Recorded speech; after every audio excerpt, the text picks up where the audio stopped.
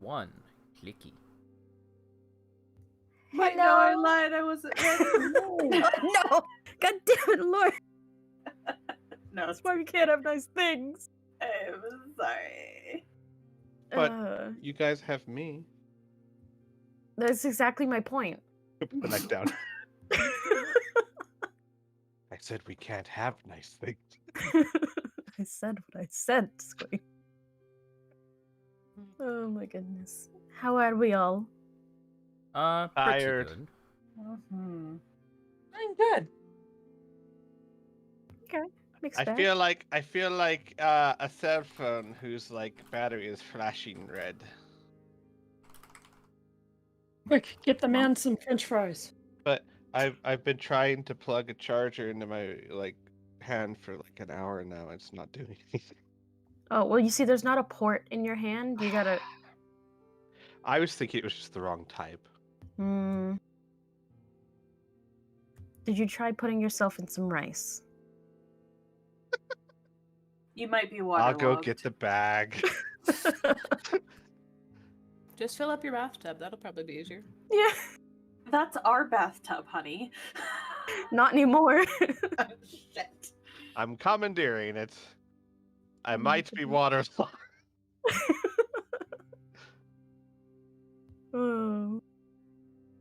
All right. Does somebody want to recap? No, it's been a hot minute.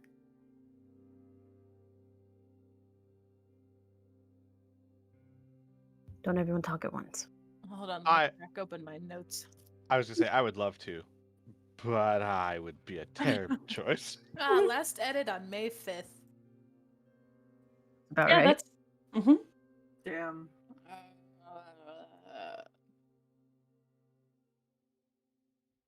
Listen, it's been a bit, okay? Mhm. I guess so. Session 33. Card lessons for me. The cat bug hatches. More gay shit with Holly and Mars. Holly tries to play with the cat but gets scratched in return. Mars asks Holly to leave the cat alone for now since they seem to be hurting Holly more than anybody else. Holly and JB talk about relationships and shit, and JB is like, "Bud, I don't know how to help you." End notes. I mean, yeah, that's pretty much what that happened. sums it up. Yeah. I mean, Yeah. So, inspiration for you, or you can pass it on to someone else. Somebody else can have it. The last fucking line. Just... Oh. It's so on brand. I love it. I believe the only person that doesn't have any looking through this is Holly. Yeah, I was waiting for other people to finish talking, and then I was gonna ask nah, I if got I it. have the inspiration. Take it away. Get this shit out of here. I may Thank you. still have mine from my birthday. Sounds about right. Damn. Still sitting there. Sitting pretty. I had it. I just used it. So I I am, mean, thank that's you. typically how inspiration works, unless you're a Laura.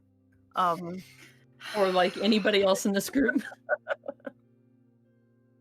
Oh, I was just making a hoarding joke, but that's fine. All right. So we last left our heroes ? In a conversation with Holly and JB, talking about whatever they talk about. You guys want to pick up there, or do we just want to head on over to the Orium? I think we pretty much concluded that conversation. Yeah, I meant more, does anybody else have anything before we hit the Orium, I guess?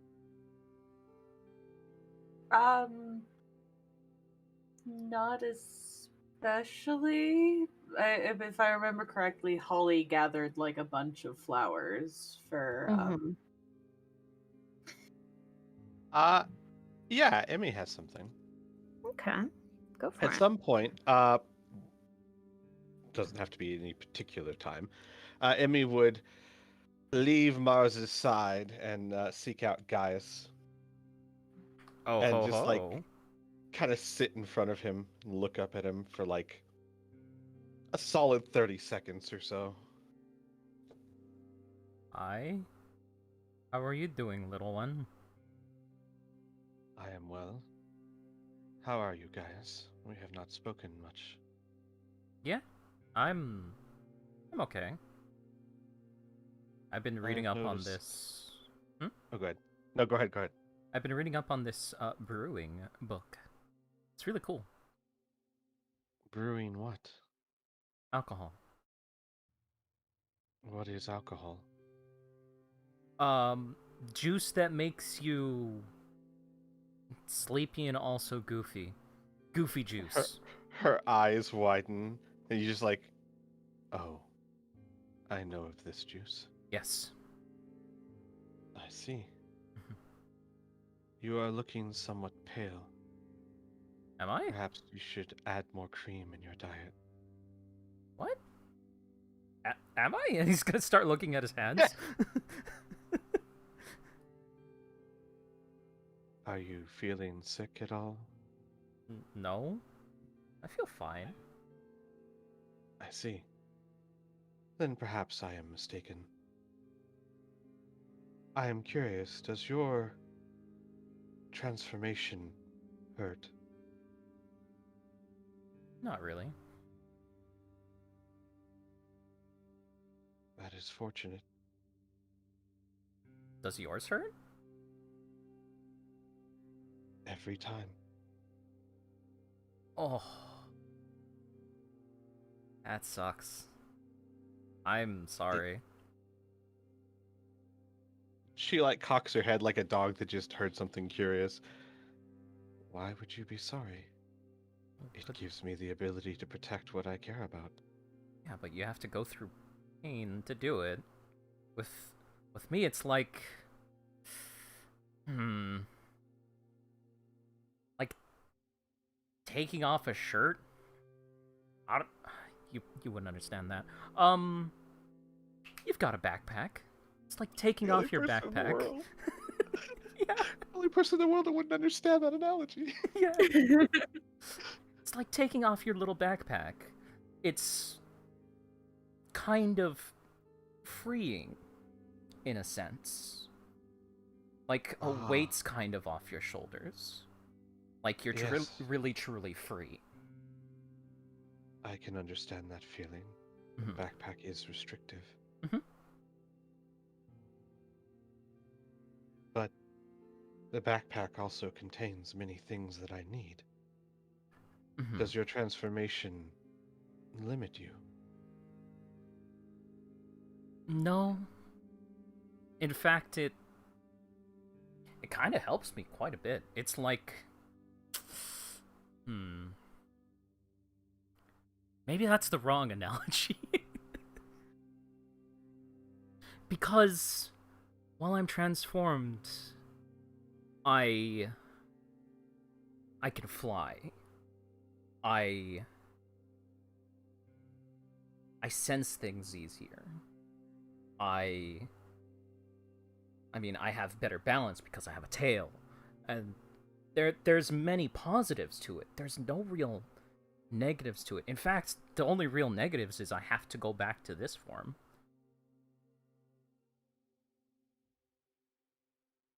There's a period of silence. I understand exactly what you mean.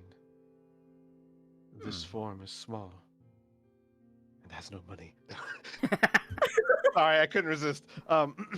This form is small and weak. If I could, I would choose a more durable form more often.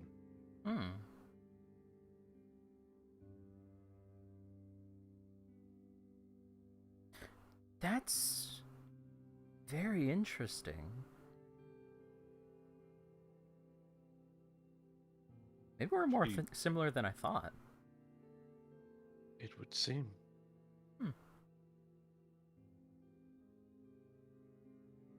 Well, guys, if you ever wish to discuss transformations, you know where to find me. Okay. Before you go, Want some scritches?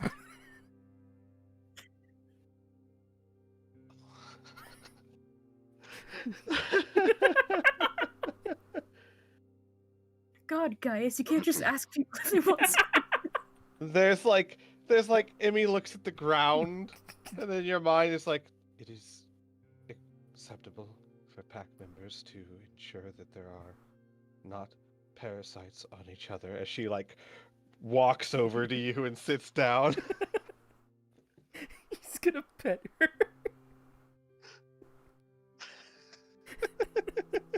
Scratch behind the ears and all that.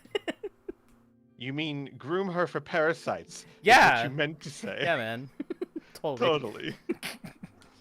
That's what we'll call it. Yeah. All right, I think we're done. Yeah. That was Amazing. pretty good. That was pretty good. I like that. Now's the time to critique his technique.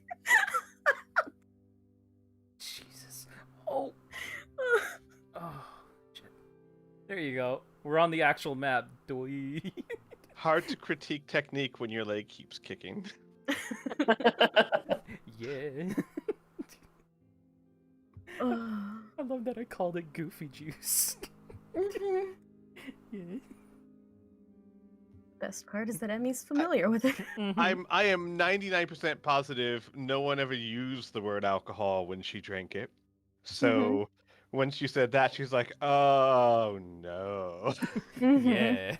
He's gonna make it. Oh boy. Gonna spike Emmy's cream.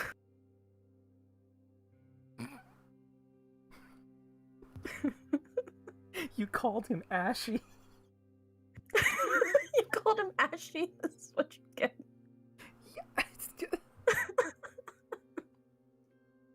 Oh, all right.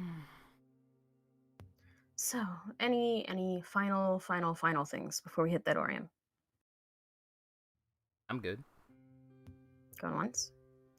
Going twice. I'm good. I'll wait until after the Orion. Oh, Alora. Just very quickly, very carefully, Mars wants to introduce Tangletooth to BB, which is going to be the Fuzzy Buzzy's name. Boy. You're gonna call Fuzzy Buzzy BB? BB. It's BB. fantastic. All right, bet. Go ahead. Introduce the cat to the cat bug. No. Where's a Ross when you need her? Shit. So she's gonna have BB along with probably a couple of flowers, just kind of like in her hair or like tucked away into pockets. And she will go over to Tangletooth and go, I know you can't understand me right now, but that's okay.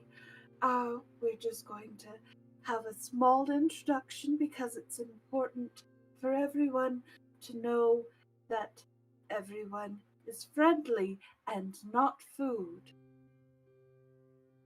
And she will kneel down and kind of like half cupping a hand over BB, kind of hold her hands forward for Tangletooth to sniff.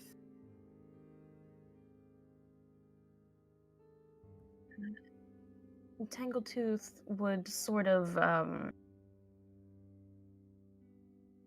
hunch down in that way that the cats do, almost like when they're prowling, hunting, and would sort of just watch you as you lower this creature in front of her.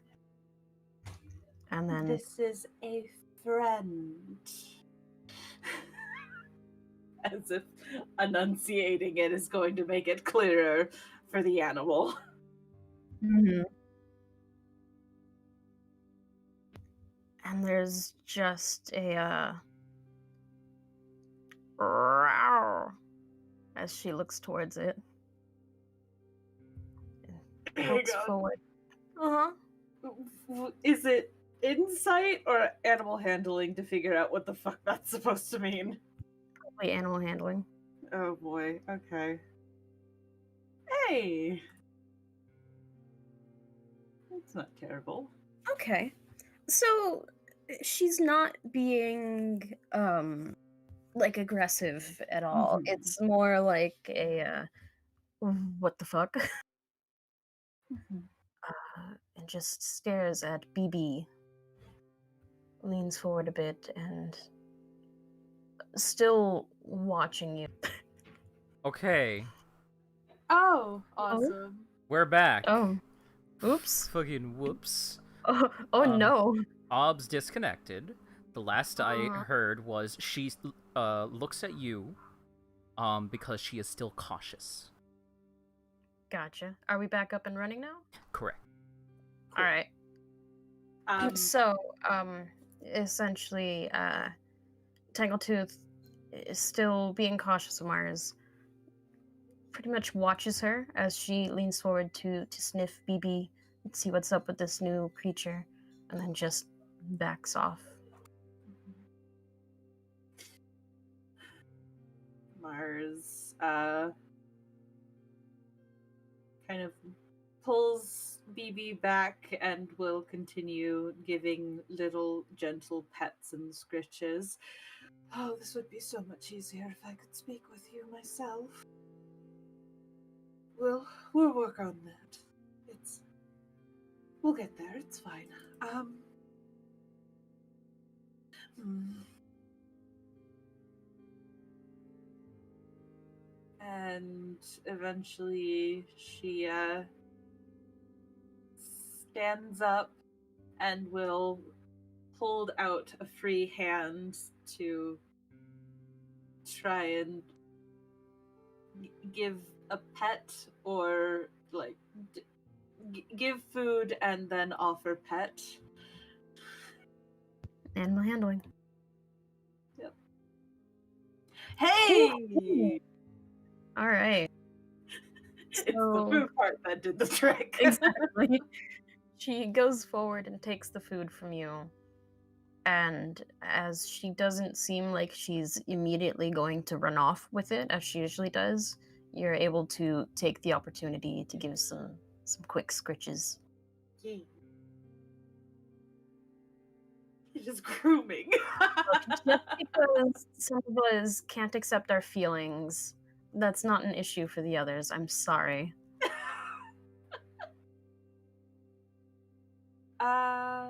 Yeah, so once she's done with that, she will actually go and try and find Emmy because she's gonna keep trying to see if she can learn, like she's going to essentially be like, hey, can you tell me how you do the thing again, because I'd like to learn it.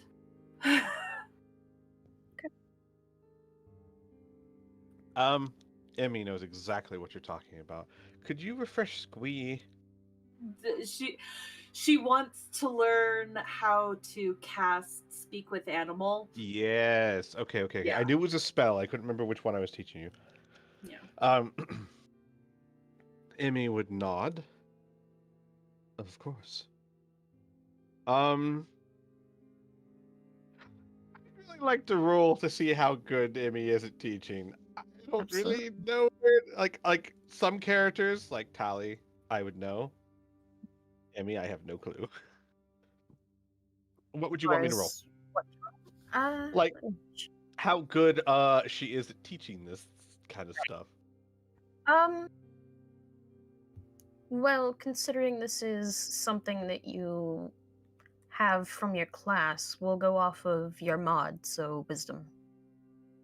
Ooh, that's an 18. So a +4. 16. Yeah, it's not bad.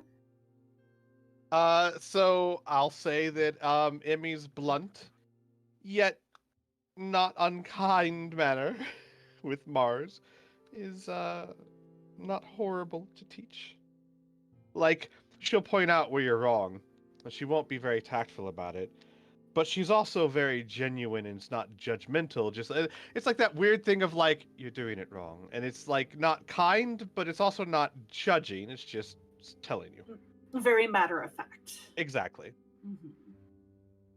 Okay, cool. And at the end of the session, she will say, "You did very well." I mean, I still can't cast it, but we'll work on it. It's fine. A pup does not grow into a wolf in a day. It will take time. Well, that... She pauses and kind of thinks about it. Yes, that is technically factually correct. Emmy like pauses, like she was like turning to walk away, right? But she pauses, like paw in midair, looks at you. You are the pup. It is an analogy. Well, yes, I know it's, I just there's Because you're learning the spell as a puppy would, and when you can cast the spell, you will be a wolf. It is not literal. yeah, I know. She pauses and kind of fidgets a little, tries not to disturb BB too much. I, it's not that I don't understand the comparison. I'm just not used to my teachers being patient. Emmy looks at you for a while, and then would say, "The more and more I learn, the more I grow to dislike your people. I hope that does not upset you." She looks a little surprised, and then it goes away and she kind of shrugs. I suppose it's just a matter of opinion. But regardless, thank you, Emmy, for helping me. I know that it's not easy, especially considering that this seems to be an innate ability, and those tend to be the hardest to teach someone who is not also innately capable of such magics. And she pauses, kind of shakes her head. Thank you. A rose is boring and thorny, and will hurt you if not handled with care. But if you have patience and love, it will grow and blossom into a flower. And then Emmy's eyes like blink. I've said that before. I don't remember saying that before. I've said that before. That doesn't sound like me.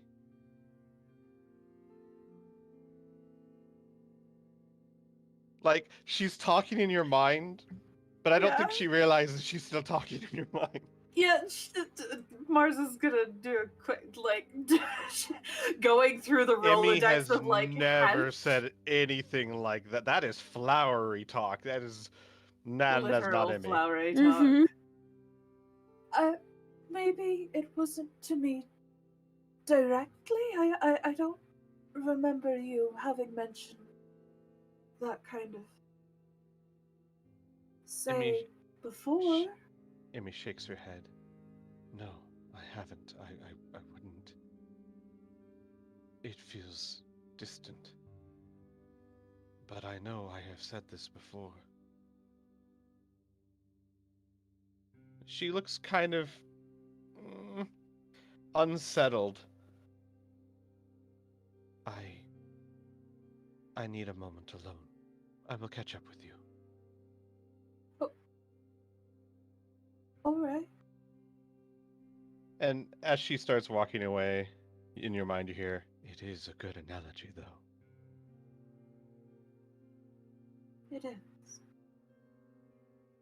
And Emmy goes and finds a spot to be by herself and have a small existential crisis. Oh, Just a small. don't we all? just a little one.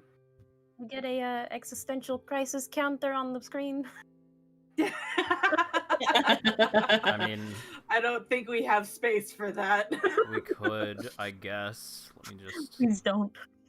Don't? That thing would tick by the second, Yeah. We'd have to start using exponents. right? Alright, cool. 10 times e to the 4th. Where E is Is Emmy.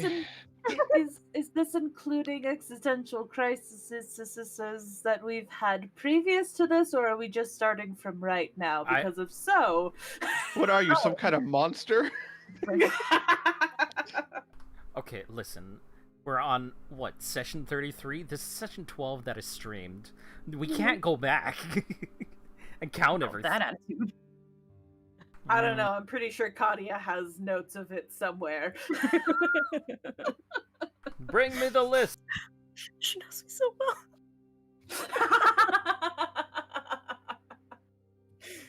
Oh, alright. So finally, eventually you all hop back into your carts and get on the road again. On the road again. There it is.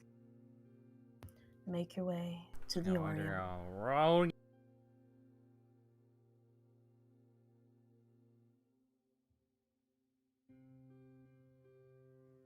Ah. I was trying to go for a joke. Nobody got the joke. I see. As you approach the Bibaba.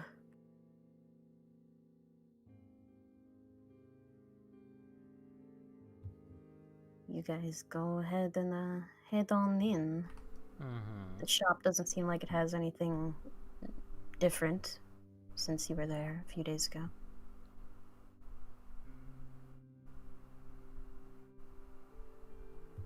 Back through the misty pathway until eventually it leads back out into the main base of the Arium.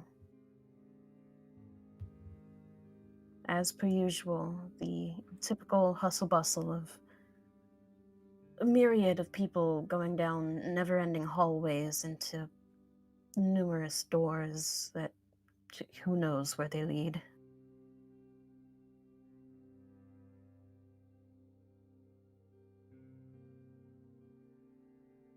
So what's up? Emmy's just hanging lazily around Mars's neck, As is expected. as is expected. Do we want to, like, I can send a message to the Holophant, Oh, or I mean, it shouldn't be entirely necessary. Well, I suppose it would make sense if we spoke with the same person about the issue. That way we aren't playing telephone about the same thing over and over again. Or we could just ask and see if anyone knows where Apple is. I'm assuming there are, like, people walking by just doing their own thing while we're having this conversation. Oh, absolutely. There are people going every which way. I'm going to make a perception to see how poorly. Yep. Oh, hey, there's a table in the center of the room. Oh, wait, we've seen that before. Holly's gonna walk about a quarter of the way in the room and then say just really loud, "Excuse me, I need some help. I mean, not urgent, just I need to talk to somebody." Okay. Just a sea of eyes are like, what? Right, like a few people. Most who seem like they have urgent business keep going. Some sort of stutter in their trek and like slow a little bit and turn towards you like, oh, Okay, that's different. And go ahead, Holly, roll me a perception.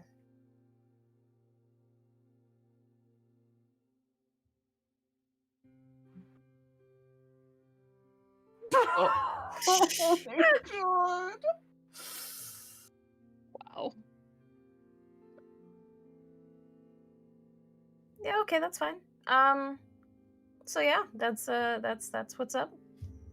Doesn't seem like anyone in particular has stopped. But there are plenty of people around that you could ask. Emmy, do you see Apple? Emmy opens an eye, and then another, sniffs the air. Can I do a perception check? Go for it.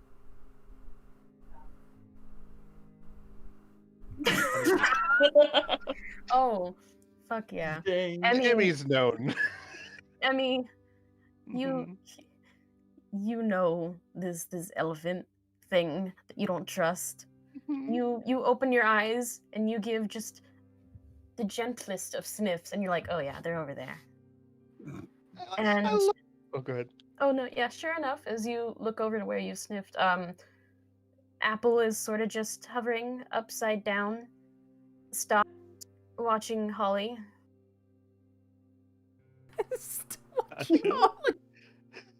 I love the idea that Emmy's just so lazy, but like she knows where everyone is. She knows what's happening. She knows Gaius is sneaking a snack right now. Like That's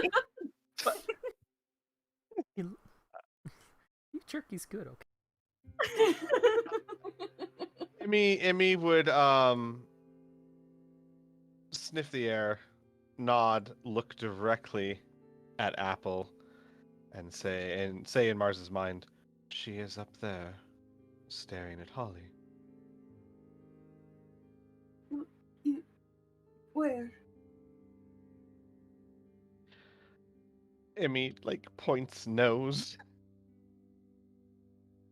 Hang on. Let me see. Hang on. I gotta remember what my cantrips are.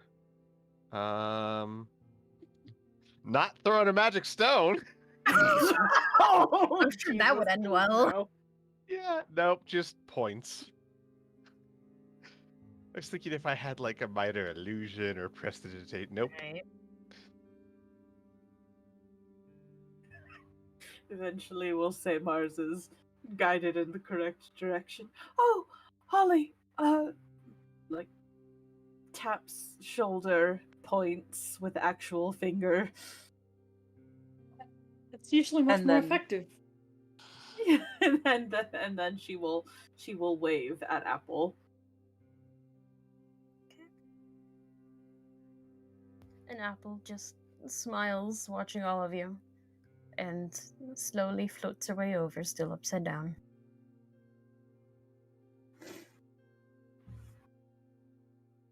Hello. Hello. Hi. How Um, are you doing? Go ahead, Mars. No, that's fine. Go ahead. No, you go ahead. No, One of you speak, please. we're just checking up on if there's any progress or reports about the place that we told you about, the haunting.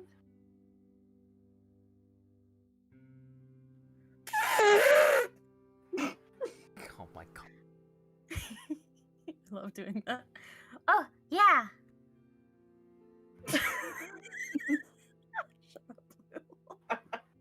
Holly's gonna just like hold a handkerchief out. the elephant. Yep. Yeah, we sent out some people, and I think they're back. Oh, well, they were back, and then they left again. And I don't know where they are now, but it should be done. I think. Yes. It should be done. They said they did it. What was there any written report or just an oral confirmation? Oh, yeah. And she shifts herself right side up and neumes off into one of the rooms. It's gone for a bit. Eventually Mars, return. goes onto her tiptoes and starts, bouncing, just waiting. It returns soon enough with a rolled up parchment held in her trunk. Right here. And she unfurls it and looks towards it.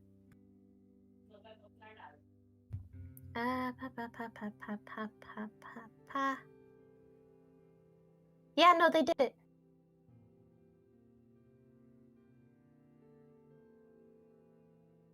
And what exactly did, what? What did it entail? Yes. Oh, well, let me see. They went through the house and they investigated all of the haunts, and seems there was a cave under the basement, and they found Yes. some mold. Yes. And after a bit of studying, they lit it on fire. And it seems that did the trick. Oh. Well, darn. I guess we should have burned the place down. Mars just kind of stares off into the middle distance. We appreciate the assistance.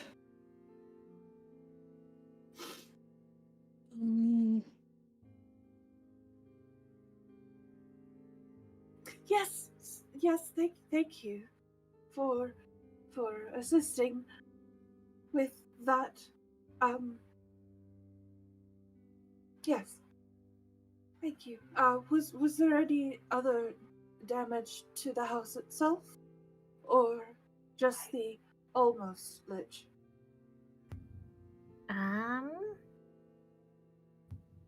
No, looks like the house is fine. They just got rid of the mold. Alright.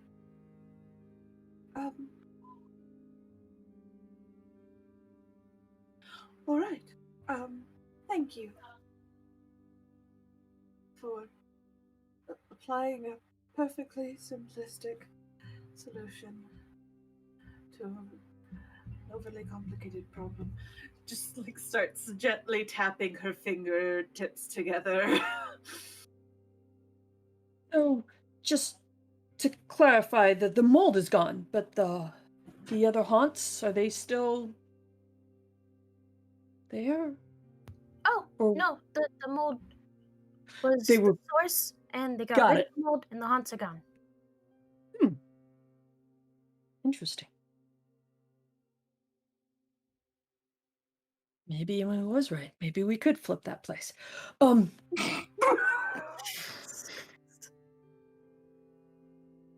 Holly will look back at the group and say, was there anything else we wanted to discuss?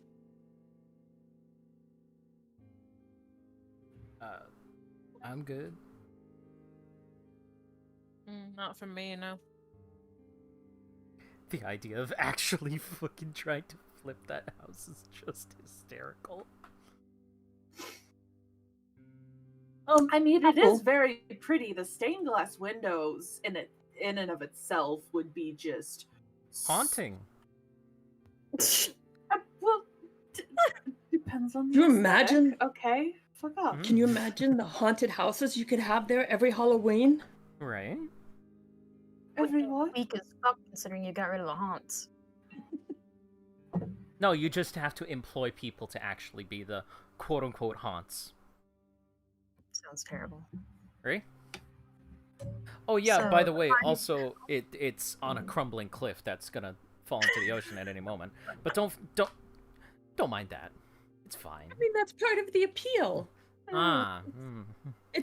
we'll market it towards adrenaline junkies. They can base jump right there. It's perfect. So the party spends the next 12 months renovating this house, souping it up. Meanwhile, elsewhere on the continent, there is a cult Uh-huh. taking over. I mean, we're giving them a head start. It's only sporting.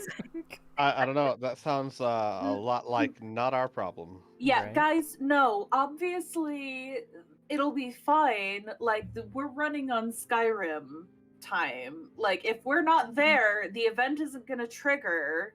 So it's fine. I'm sure you'll Wait. have a bunch of other events trigger though, as your little runaway hangs out.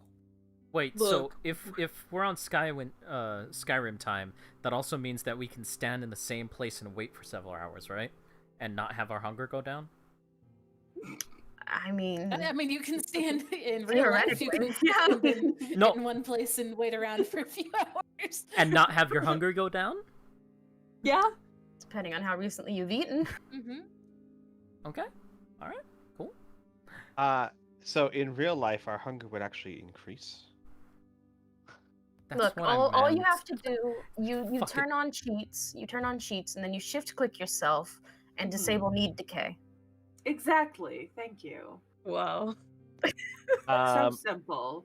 I'm gonna hang on. I gotta go turn on no clip and go to the restroom. Okay.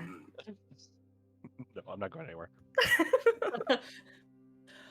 After everybody says that they didn't have anything, Holly will turn to Apple again and say, if we needed help in the future, would you be a good person to contact? Is there somebody else we should contact that would be good at, like, researching things or general knowledge? You know, so we don't have to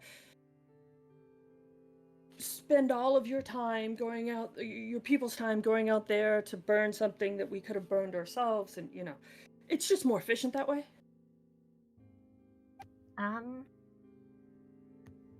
Well, you could talk to anyone, I think, and they could probably point you to the closest higher rank. She tilts her head at you.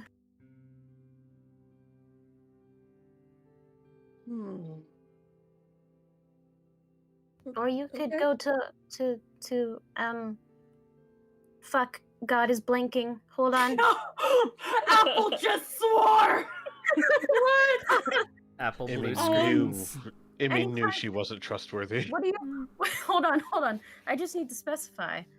Anytime she swears, it just bleeps out, but it just sounds like an elephant trumpeting. What do you Yeah. think all of those were? That son of a. The entire time she's just like, fuck these guys again. Oh my god. So that Let trumpet, Apple say fuck. that trumpet when we first got there was her just saying, "Fuck." Yeah, like any retail worker says on the inside, she just said it on the Exactly. outside. Like, we walked in 3 minutes before closing. Right? Oh. I'm at the end of my shift, guys. God damn it. I don't want to go into the back.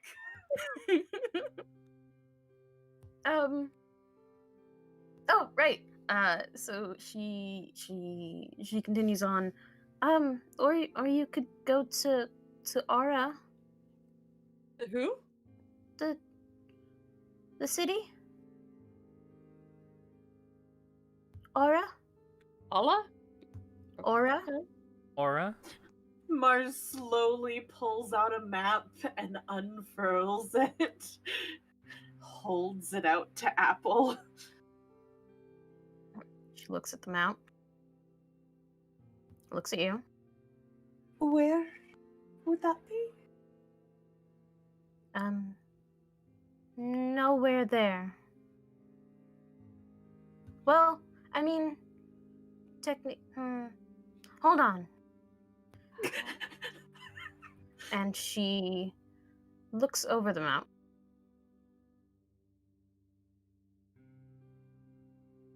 And then points. Ba-ba-da-da-ba-ba. There is a way to get there from this plane, but it's about over here. Ooh. Over in Yari. Oh, no. Oh, no. All the way over here. Okay. Okay. GM, Mm-hmm. where would I be concerned about in Yari? Like down here-ish. Oh, okay. Thank you. Mhm.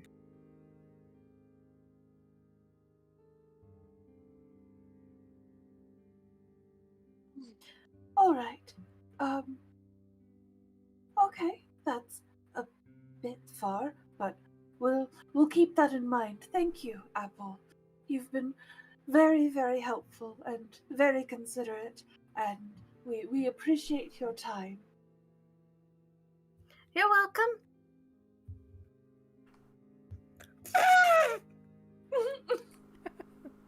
Wow. Another expletive. Fuck off! I was about to fucking clock out. Not like I have a life or anything. How can I help you? It's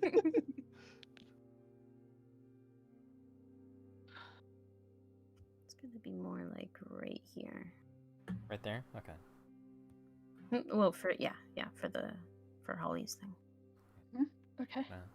Type this.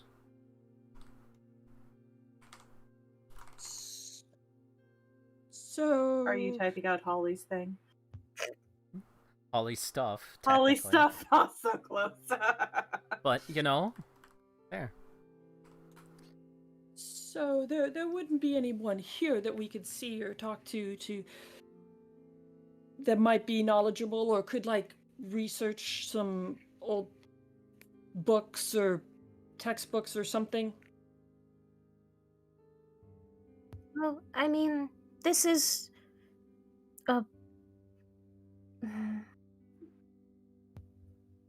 sort of like a pocket dimension. It's a stop through. Most of the people who would have that, sometimes they'll be here, or sometimes they'll be elsewhere here, on this plane, or otherwise the celestial plane, and sometimes in the hells fighting.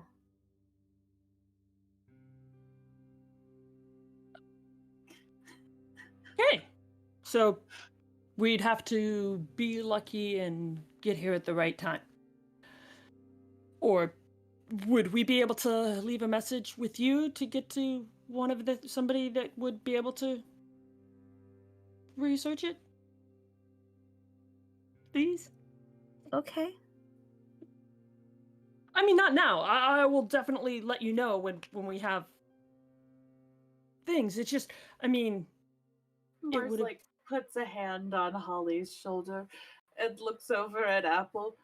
We'll let you know if there's anything else that we require, but thank you so much for your time and your patience with us. And she tips over again upside down.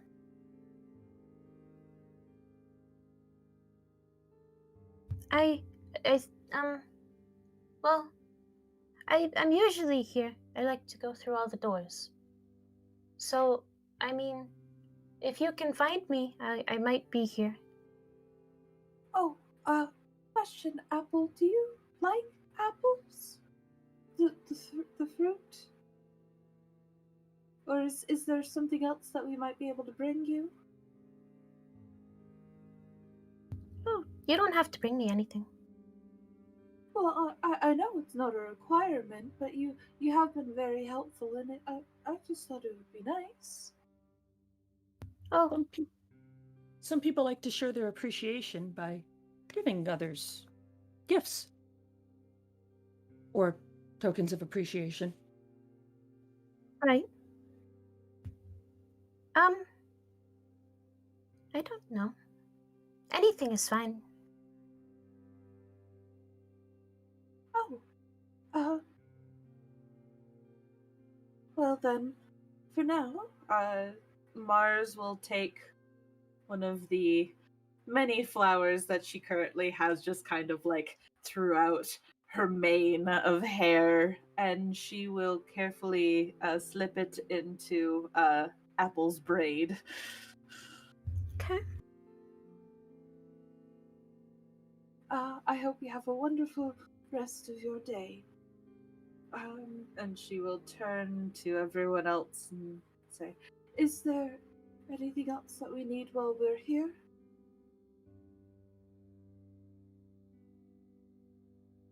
I don't think so. I think our situation has not changed much monetarily from the first time we were here, so the item that I truly, really want, I will have to wait. Yeah, Guess makes that's the right sense. thing to do. Guy slowly reaches into his bag, pulls out a handful of peanuts, and slowly eats them. What did you say about snacking? An ear twitches, but nothing more. Mars will look over at a sweet bowl of cheese. No, I don't have anything to do here. All right. Well then, let's move on then.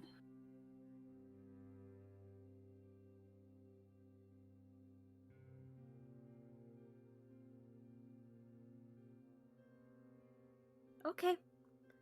Bye. Have a great day, Holly. I mean, Apple.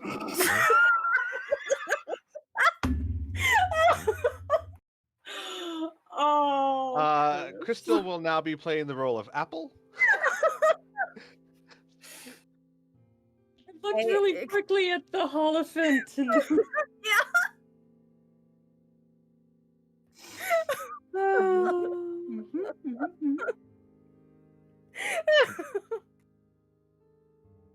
That's all right. I know everybody's names. I've got them right all the time. We're good. You and Squee both. Mm-hmm. Oh, all right. Oh, incredible.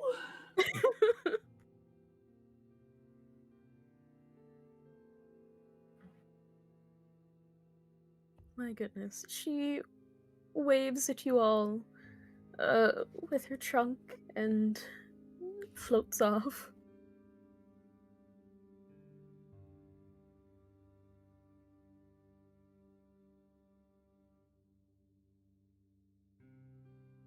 And you never saw Holly again. Oh, shit.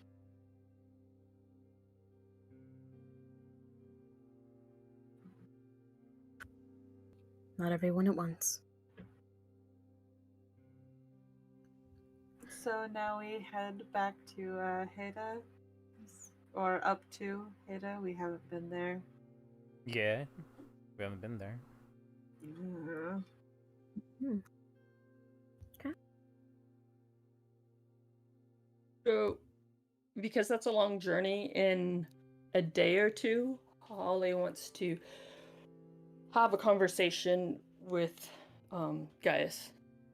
Okay. When we get to that point. I'm not getting any other requests. Go for it.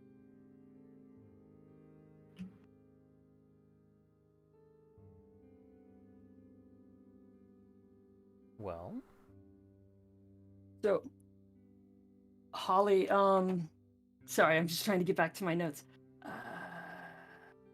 Shoot.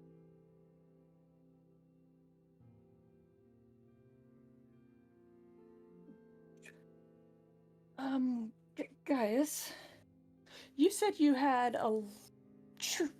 You trained as a knight before, right? yeah. What's up? And part of that training, did you... I'm assuming you probably learned how to the best tactics to use to fight stronger enemies. Mm-hmm.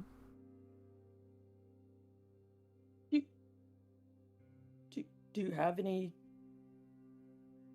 Did you find any lessons particularly helpful that you would care to impart? Well, generally, it helps to know what kind of enemy you're fighting. Oof. What is going on? Oh, they're doing int stuff. Yep. Okay. Generally, the castle that I was in was, my stepfather was a marquis. So, they were a lord of, well, they protected the border from oncoming enemies. So it was a military compound. We had engagements, but if there was need for soldiers, we would usually be called. But generally, if it was something like a very strong foe, you would need tactics. You would need to understand them, you would need to come up with some kind of strategy. Because if you're not going to be strong enough to take them head on, you need to be tricky. Okay. Strategy. Tricky. Mhm. Okay.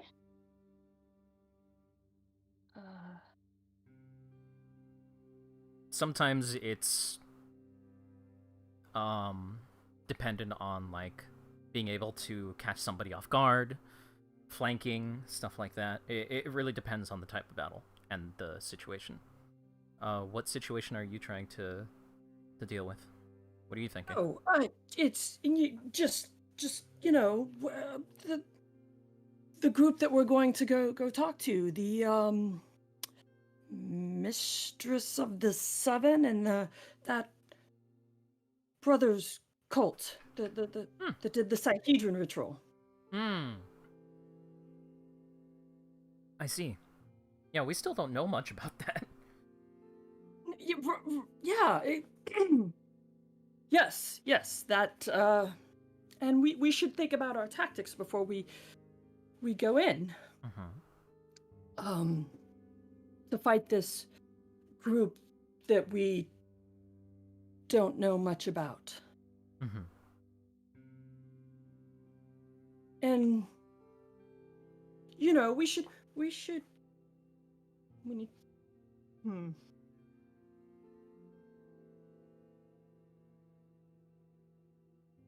Do you have, well, I guess I'm trying to figure out. I know that I'm way outclassed by myself. But, if we stick together as a group, I'm sure we could overcome. Yeah, we've been doing great so far. Well, except for that thing at Thistletop. Right. Well, we're not gonna talk Yeah. about that. We're not gonna go into that.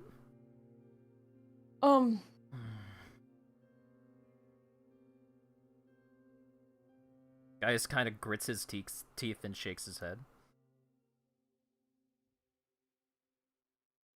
What? You okay? Yeah, I'm fine. So, I guess, the first thing we should do when we get there is start gathering information.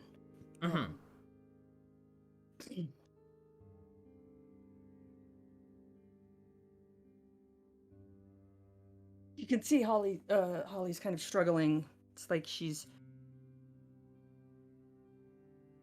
trying to pick her words very carefully.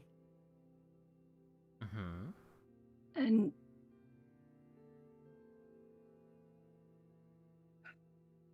what kind of tricks do you think? Like, there's definitely a line somewhere between, lying to somebody or killing them and then impersonating them. You know, they're... Yes, there are lines for that. So I'm just trying to...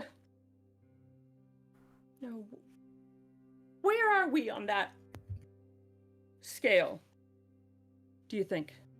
Overall with the group, you mean? No. What, tactics that we should use as we go into Haida.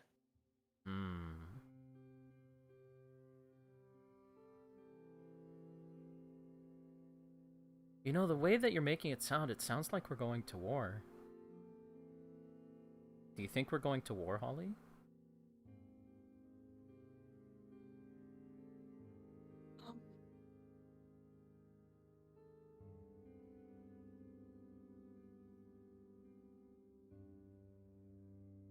I don't know about this group, but I know that there's something coming. I mean, the gypsy lady, Isabella, she kept saying something about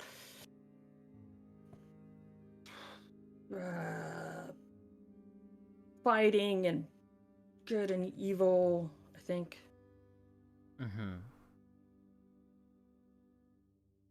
And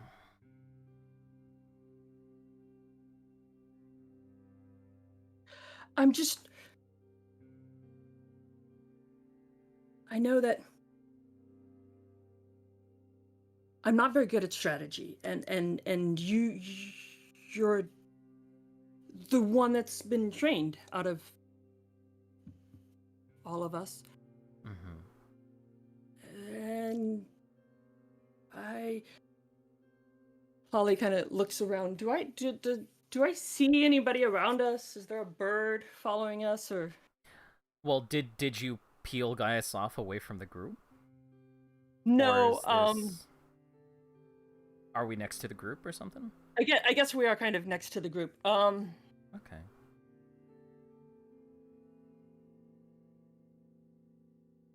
I know that there are enemies that we will have to face along this journey that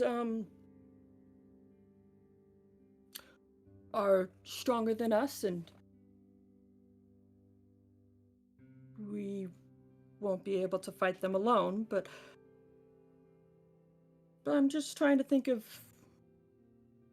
And Holly will kind of look over at Mars. Ways to help.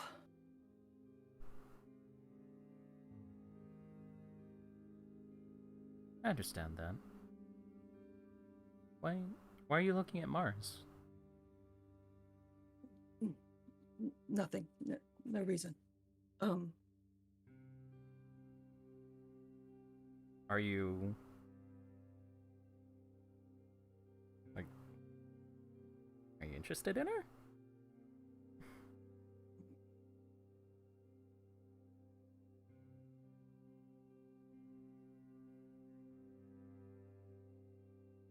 What I feel for Mars...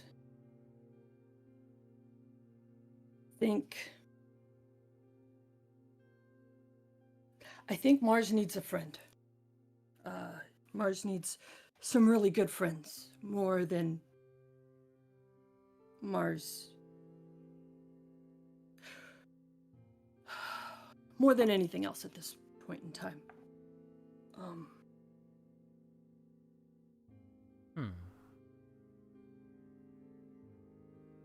I see.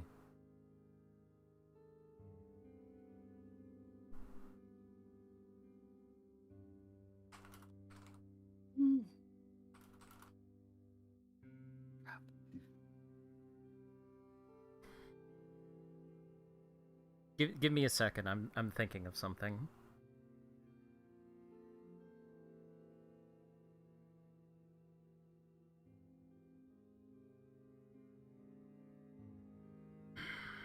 Pauline's gonna be like, I want to try something. Hold on. And she is going to walk. Is there any kind of vegetation roughly 100 feet away. That's oddly specific. I mean, Hada. Not Hada, I'm sorry. Damaris, most of it is a lot of grassy plains with small forests dotted about. So, I mean, yes. So Holly will walk about 100 feet and then stand behind a tree and cast message. And whispers to Gaius that Mars has a battle in store for her that she will need help with. Okay. Does that fulfill the final condition? Yeah, I mean, you're feeling a little red there, buddy. Okay, thank you. All right. As soon as you say that, he's going to kind of hold his head a little bit as if he has a migraine.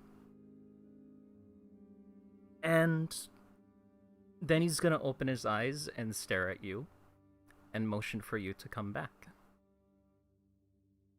Holly's just behind a tree and like, you can reply to this message and like, you are supposed, only you can hear me. And only I can hear you. I understand that, but it is also quite awkward standing alone in a field, isn't it?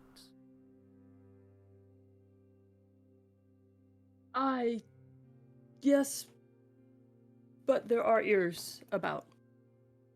Correct. Would you rather I join you?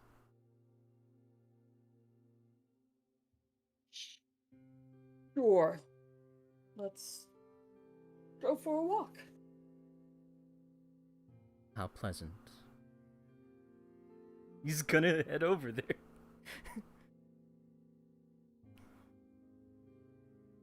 Can I just say, I like to imagine that that entire portion of the conversation was literally just like gesturing at each other. Just like Gaius like pointing at himself, then pointing at Holly, and then Holly just being like shaking their head, like, no, you stay over there. Just talk to me. I'm the only one who can. Yeah. Finally, he's just like, can I just go over? Yeah, okay, fine. Anyways. It's like Holly was trying to be subtle, and it was not working. So he's gonna join you behind the tree. DM, does that make this a private conversation? Yes. Here we Alright. go. We'll be back. Bye.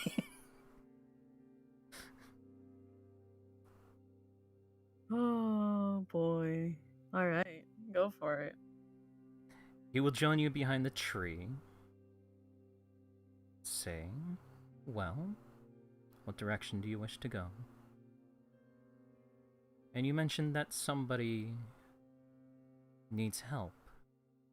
How so?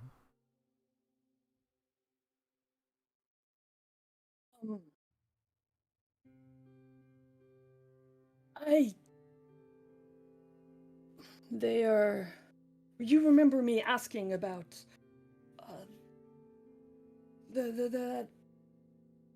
those stories that Naomi was telling us in the library?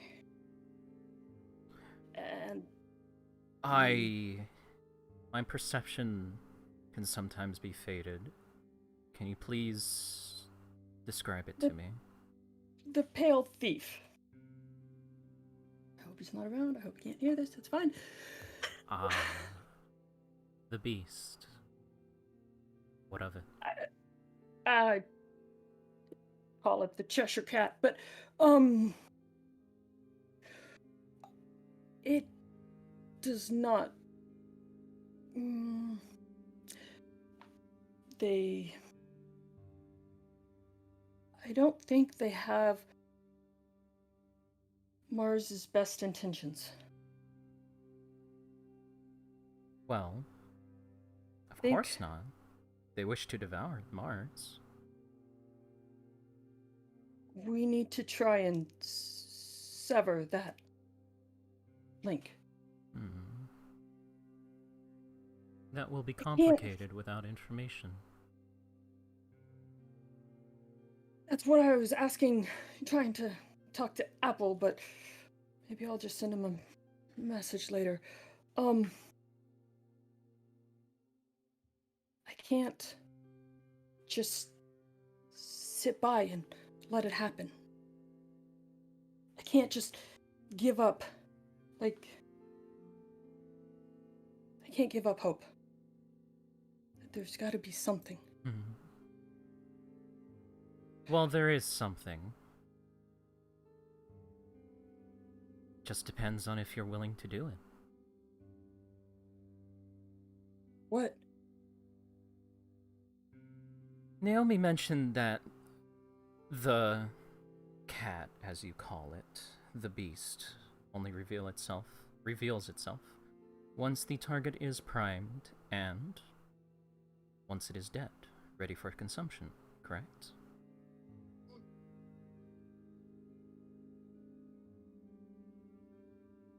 Yes. Well,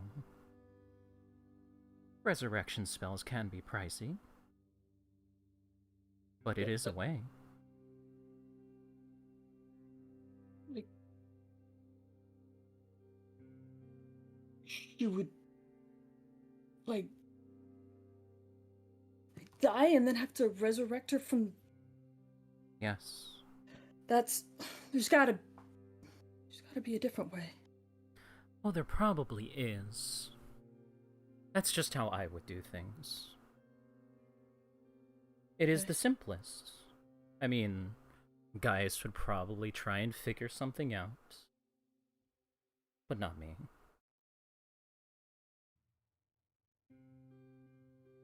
And that, right?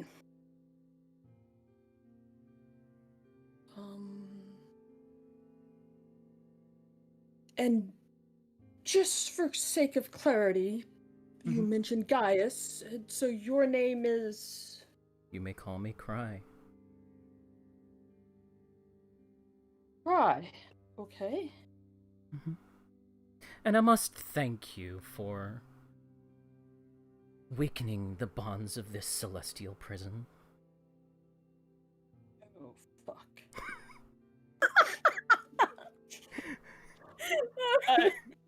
Did what?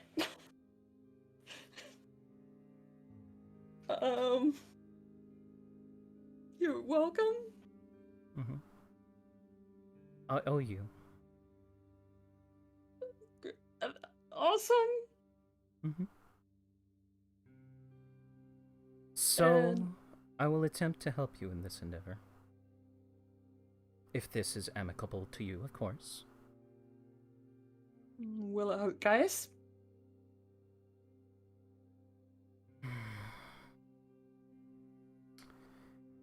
Without Gaius for now. I have pushed him away. Will he know? No, he does not know of me. All he can feel is my contempt for him. For Gaius? Yes. You see, when our stepbrother decided to kill our father, and we took the blame for it because that is how he willed it, I wanted to rip his throat out. But Gaius, That makes sense.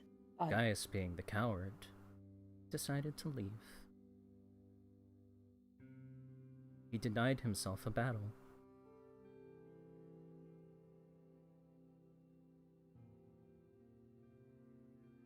I often wondered about that, but I wasn't sure how to ask. Well, think of it as, A perk for releasing me. Well, not quite releasing. We're still together. But at least I can surface again. I haven't been able to do that in a while.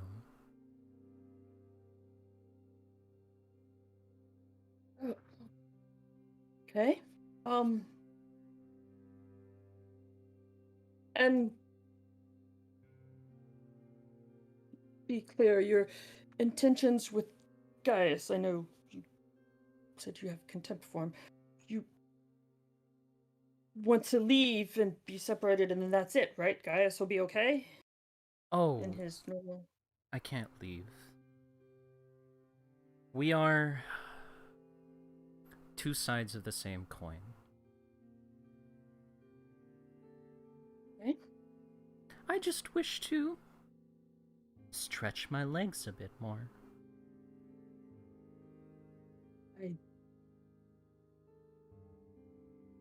I understand the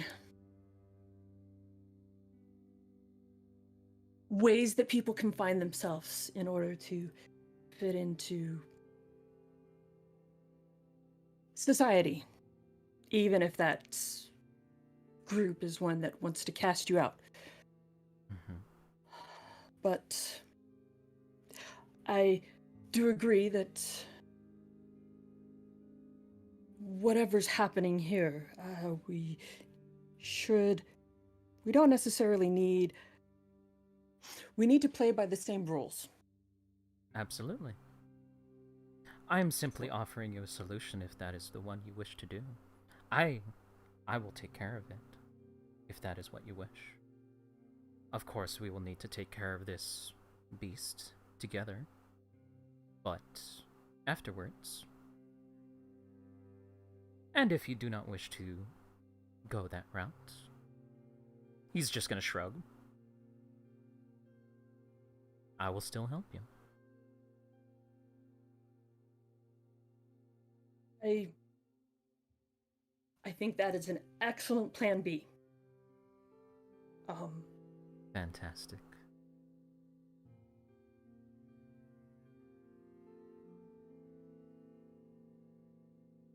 Right, yes. We'll still look for maybe a better plan A, but that maybe doesn't involve getting Mars killed. But yeah, Sounds good. That works. Is there anything else you wish of me? Not at this time, I think. Understood. And he's going to turn around and walk back towards the camp. Ollie's just gonna kind of stand there and go, "What the hell did I just do?" I set that up session 2, baby! Mm-hmm. The other time that could have come out was when we were all sitting at Thistletop, talking. When you were talking about the good side and the bad side. Mm-hmm. Nice. It was so close!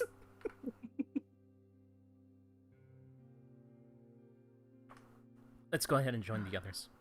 All right, going back up.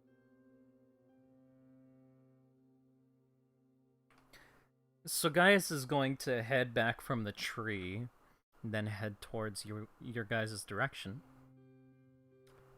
Get into Paige's cart. Not read, not do anything. Just sit with his back against the wall and close his eyes.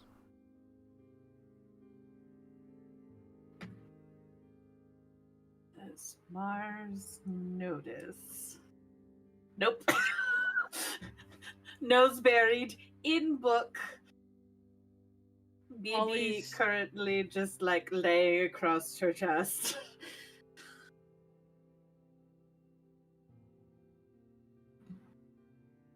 Ollie has moved away from the tree and is now just standing about 100 feet away, just like, what the hell?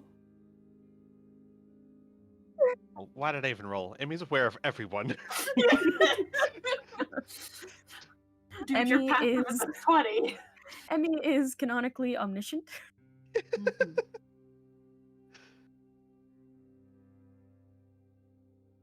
Damn. You know what? I would say, you're sitting up, right, guys? Yeah. Like, if I understand correctly, sitting up, eyes closed, just sitting there. Almost meditating, but he doesn't Yeah. have his legs crossed. They're just out in front of him.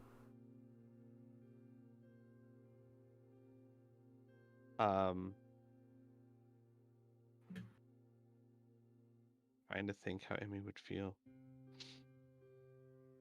Not wanting to disturb Gaius, I guess Mars, in your mind, you would hear, "Is Gaius well? I believe he's sleeping in an awkward position. At least a position I do not see you normally sleep in."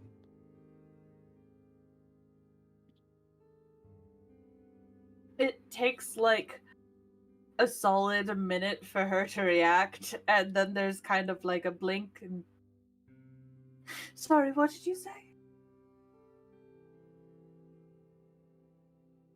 Emmy just looks at you, and then in your mind you hear, "Go back to what you were doing." We'll turn to who's close by. JB probably. This Yeah, is they book club. both got noses in books. Yeah. Immediately turns In- back to the book. In JB's mind, you hear, "JB. Oh, sorry, no, because it's Emmy. Black Cat John Brown." Yeah, immediately their eyes snap to you. I am curious. Do people normally sleep in that position? And she'll, like, turn her nose towards Gaius.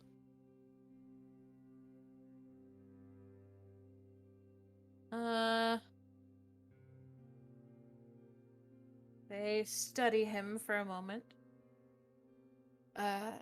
In situations of great duress, sleep has been achieved in many positions. You see him start to smile. Emmy would look at him, look back to Black Cat John Brown. "There is no distress on the outside here. Perhaps there is duress on the inside. But if so, he seems to be enjoying it."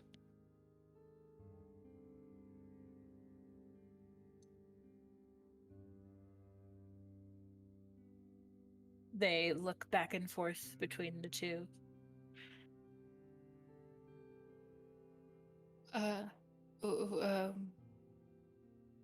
What would you have of me? Emmy shakes her head. "I was simply asking for information. I am not familiar enough to know what's happening. It is odd behavior, but I don't know if it is behavior that we should worry about. You don't have to do anything."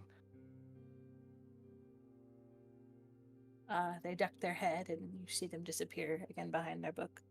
As you wish.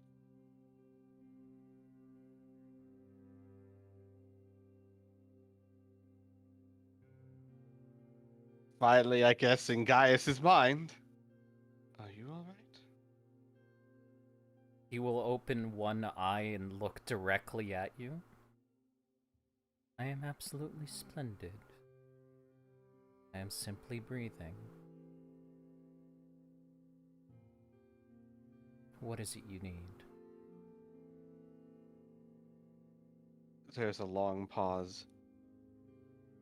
"I have never seen you or others sleep sitting like that. I was just concerned." Hmm. I understand. But I am not asleep. I just wish to exist. "I am confused. Why wish for what you already have?"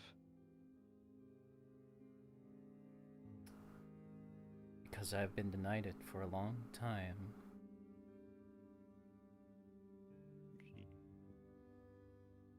There's a long pause. You didn't exist? Well, perhaps that is incorrect. Pushed to the side, more like. But it is nice to control again. I understand. I was once enslaved, had my control taken. Mm-hmm. There is a joy in liberation.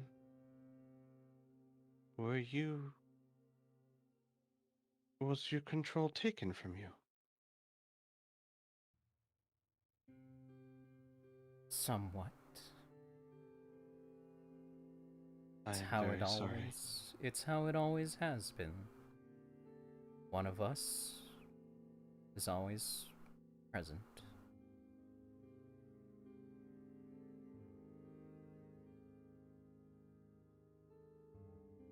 Emmy looks left, looks right. Yes, one of us is always here. Mm. You really do understand. He doesn't understand at all. What you told Uh, Gaius was correct. We have a lot in common. Emmy's eyes narrow. And in your thoughts, you hear a much more guarded, "Who are you?" My name is Cry.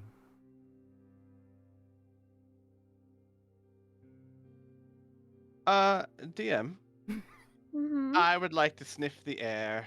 I want to know if he smells different or odd. All right. Go ahead and roll me a perception. Oh, dang. I mean, it still smells. He's on your ass. I hope not. It's a different scent. It still smells like Gaius. Gotcha.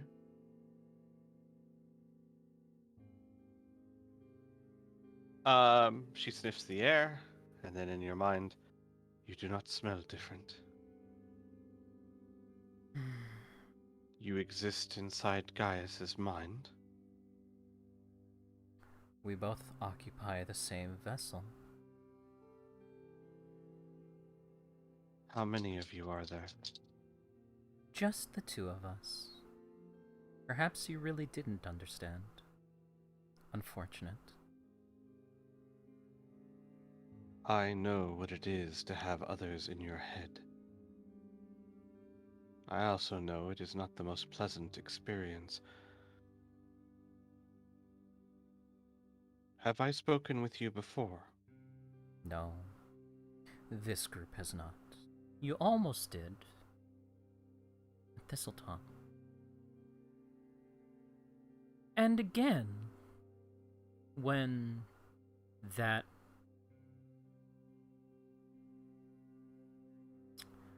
when your friend over there, and he's going to nod over to JB, invaded my home.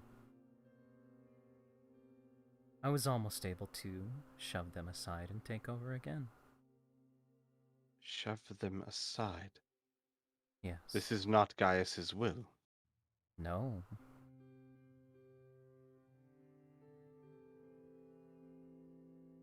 If Gaius does not wish you to take control, then there must be a reason for it. I trust Gaius. I do not know you. It is not necessarily what he wants. It's more that he doesn't know of me. It's a long pause there. Why? Why would you not announce yourself? He's just shrugs. There's only so much I can say to him. Well, then in that case, we are not similar. What are your intentions? What is your name? As I said, my name is Cry. My intentions are nothing, really. Just to help Holly. And you, Oh. I guess. You guys have What you helped do. me to resurface again. So I technically owe you all.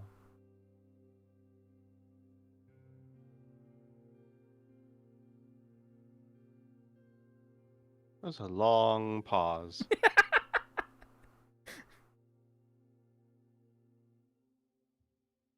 And you do not intend to harm Gaius?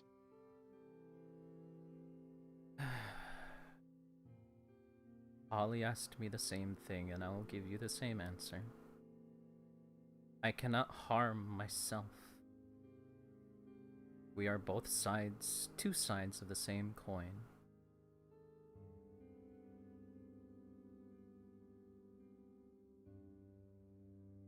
He Yes. is Mm-hmm. more reserved, and I'm much more willing to do what must be done. That is it. Simple. You mean to tell me you would not wish for control all the time? You No. enjoy sharing. No. It can be tiring. People can be so tiring. But if you're cramped in the same space forever, it gets uncomfortable. So, what you're saying is you could do great harm to Gaius How so? by becoming the only thing that inhabits that body. No? That... He's gonna sit there looking confused, like, how am I supposed to fucking do that? She doesn't have a clue either. She's just suspicious. I wouldn't even know where to begin with that. Plus, as I said, it's not what I want. There are certain things that I wish to do and wish were righted. But my existence has always been to protect him. If somebody, when we were children, were to bully him, he would withdraw, I would arise, and I would defend us by any means necessary.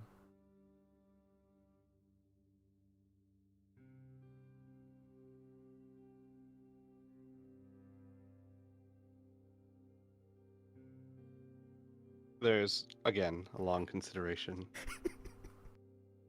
I do not enjoy that you have hidden in our presence without making yourself known to us. If I could have joined you sooner, I would. Really? Then why didn't you tell us anything until I asked? If I had not asked you a question, would I have even known you exist? Or would you have continued to hide your presence? You got me there. I was simply enjoying breathing again. I see. Well, do not keep me from it, letting you breathe. I don't think my words came out right. No, I Maria says, understand. "Do not let me keep you from breathing," is what she would have said. And he's going to nod and close his eye again. DM, where's Holly? I don't know. Where's Holly? Out in the field, probably. Yeah, Holly's still standing like 100. Well, that's not true. Holly probably stood there for like 90% of that conversation, and then when their brain finally started to kick in gear, Holly went straight to JB. And I need JB. You have that bag of holding where you had all those books that you got for us. I would like to see one of them. You know, I'll join the book club. Immediately in your mind, why did you keep the presence of Cry from us? I didn't know about Cry until like 30 seconds before you. I just was talking to Gaius. We were talking tactics and strategy and battle plans And love. then Holly's not gonna say that. Gaius No will. need to, he did. Cry will. Cry will say can that. Can I? I'm just gonna. Can I make another perception check, because there's a lot of talking going on right now. Mars, you shouldn't Yes. have to make a perception check to hear people talking right in front of you and on your shoulder. Okay, no. First of all, you're talking in his head. But Second he's of all, talking to me. Yeah. Second of all, you underestimate how hyper focused she gets. Yeah, it can be very difficult to pick up on your surroundings. As someone with ADHD can confirm, entire conversations involving and centralized on myself can completely go past me, and I would have no idea. We know. Yeah. So I don't know, that's up to you guys.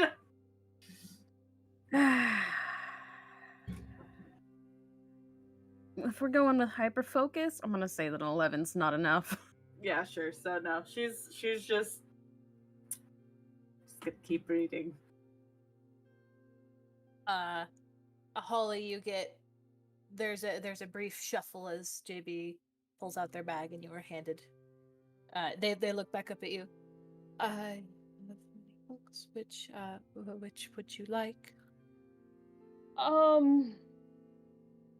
Professor Malady's guide?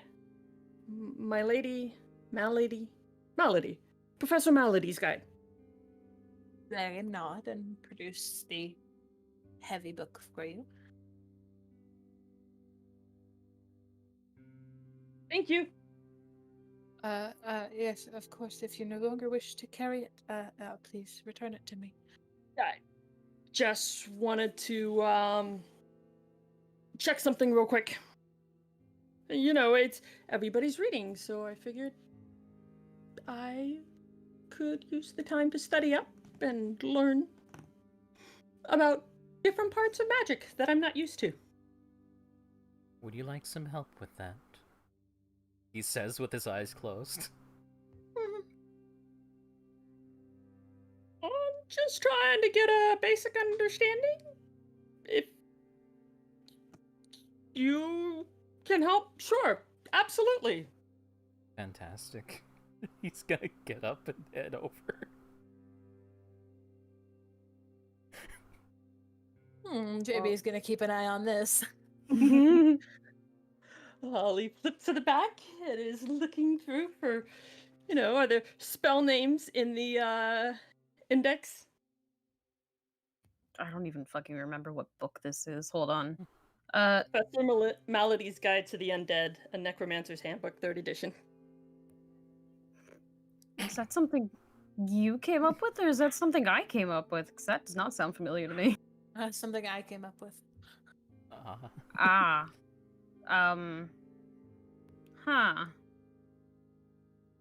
Refresh my memory on all of this? This was the book that Holly was interested in that JB bought for the gift. Yeah. Ah. Jesus, that was a while ago. From the store. Yeah. Okay.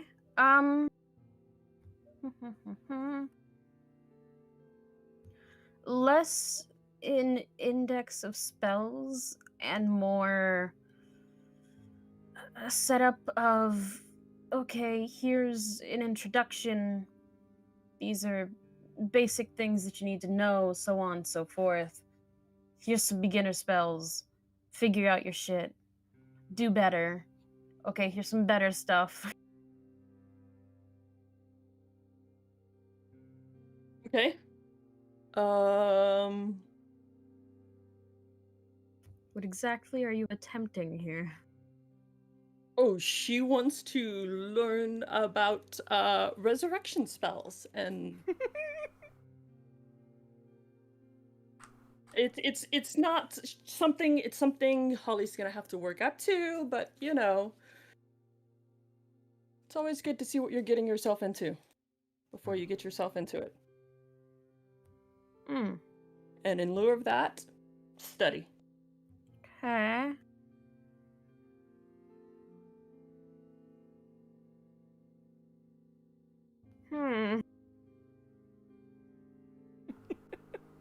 Give me a minute here.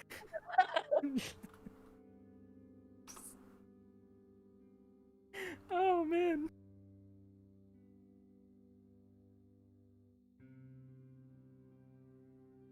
I mean, Sorry, I have to pull up some notes about other things that are possibly relevant.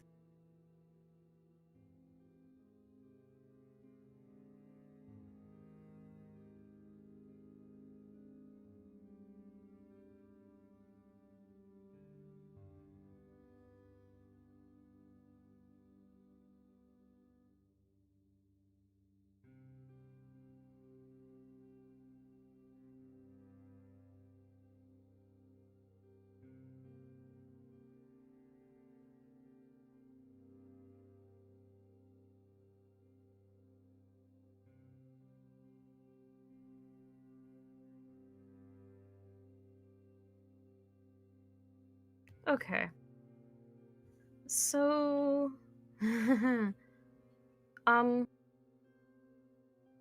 yeah.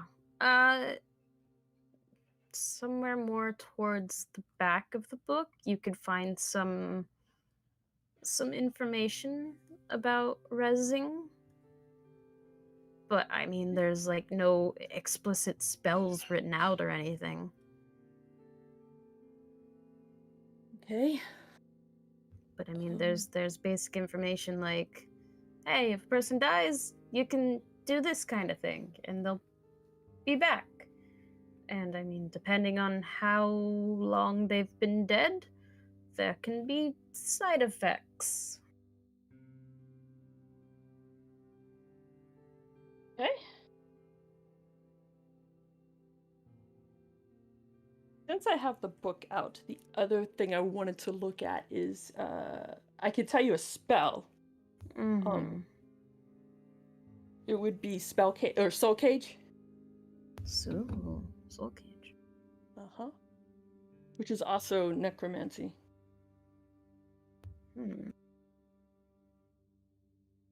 Okay.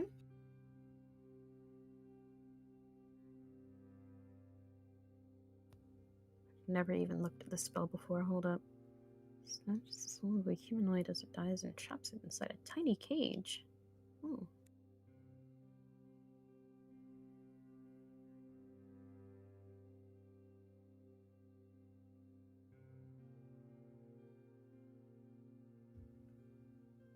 Jesus. Okay. Yeah. So what are we doing with this? It's learning about it, the Uh-huh. theory behind it, knowing that it's a thing that exists. For that, being such a specific thing, I'm going to say you're not going to be able to find that just skimming through the book. You're going to have to actually take some time to look for it. Okay. Yeah, I mean, after looking up that resurrection, Holly will basically start at the beginning and she will start reading and learning everything about Necromancer's Handbook. Okay.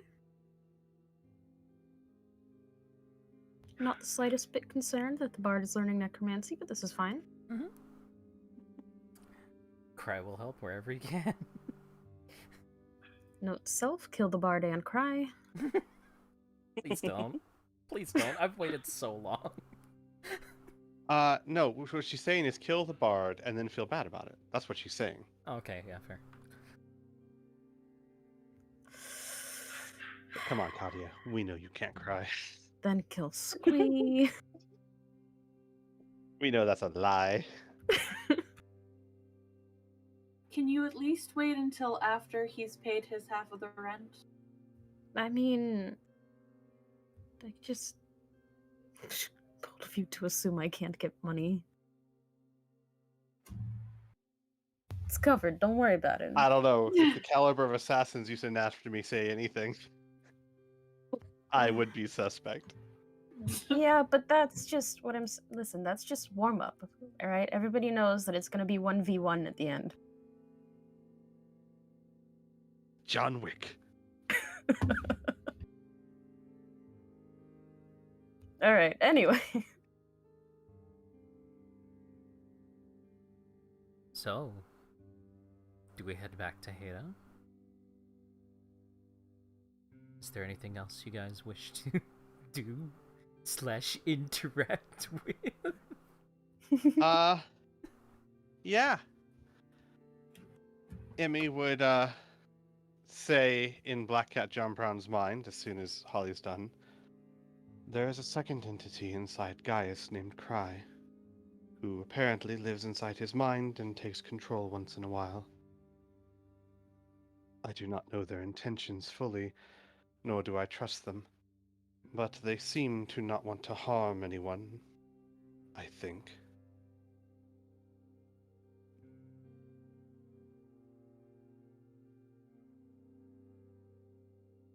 They look up from over their book.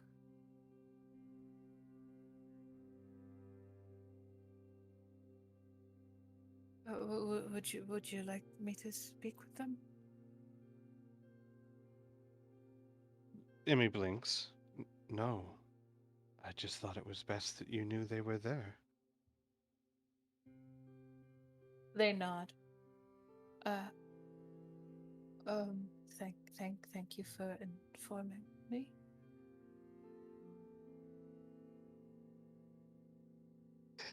He's like really concerned that no one seems to be as concerned as she is by all of this. oh, I'm sorry, man. Oh no, hey, I'm I'm not. all for it, yeah. But like Emmy's just like, this is a big thing. Why don't people treat this like a big thing? really? We're just all gonna be fine with this? Yeah, exactly. Yeah. Is Emmy's distress palpable? That's a very good question. Emmy is generally very bland. Let's see. No, it is not palpable. Next is Mars. Mars. I'm so glad you've learned. Mars.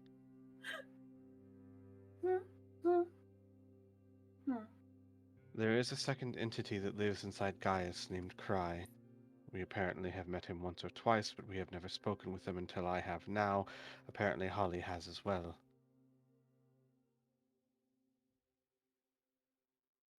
Mars. Hang on. Oh. Well, I suppose that would make sense, especially considering his biological stance as being partly. Well, yes. Actually, no, that would make perfect sense. Looks over at Cry. So you're Cry? Cry will look up. Ah, you know my name. Hello. So you really are different from Gaius. Yes. We are.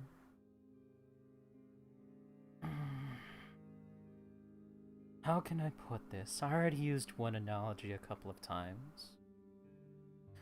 Do you understand currency? There's a pause. I'm learning. Hmm. Then I shall use the same analogy. Gaius and I, two sides of the same coin. Light cannot exist without darkness, and darkness cannot exist without light. It is simple. And he's gonna turn back to Holly. Well, yes, of course, that does make sense. After all, any light will cast shadows when interrupted by an opaque object. He's But gonna spin that's- around, point at you. Exactly. You Mars. really understand. Mars, in your mind, you hear, darkness is the absence of light. I don't understand.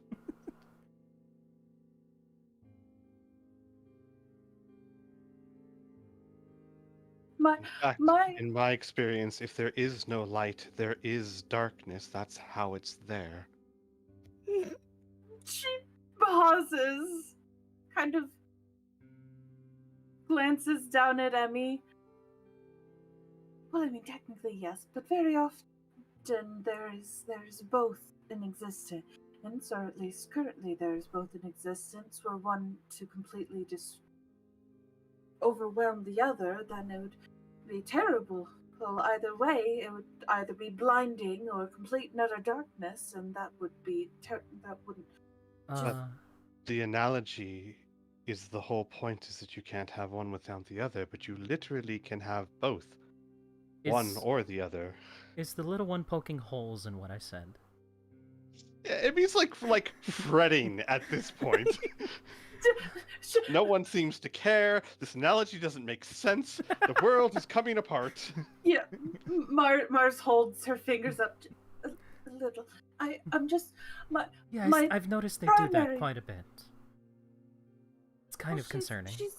She's trying to understand. Part of the problem is that a lot of things, just in general, she's, I suppose, relearning. Well, I suppose we don't know if she's relearning or just learning them in general, since we can't really have a gauge on her educational extent Then- from prior. But Then carry on. It's fine. yes, regardless, I'm very curious. Mm. Are you the same soul, just different portions of it, or are you two separate entities in the same being? As far as I understand it, we are one and the same. Just different sides of each other. Interesting. And is Gaius aware of you? Does No. he know that you? He does not. All right. So then, my further question would be: would you prefer that we not speak of this, because this seems like a rather important thing for him to know?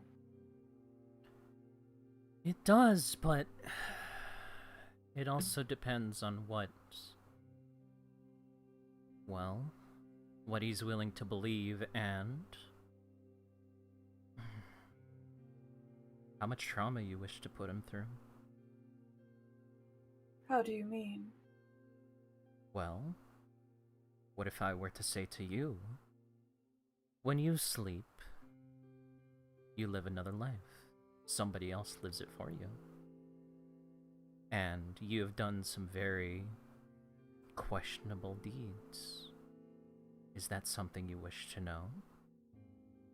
Is that something you're willing to live with? Hey, Cry, you want to make an insight check? Yeah, sure. 11.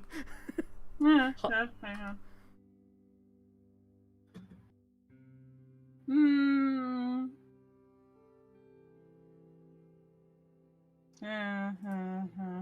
Yeah. Perhaps it's better if things are left alone. But it is up to you.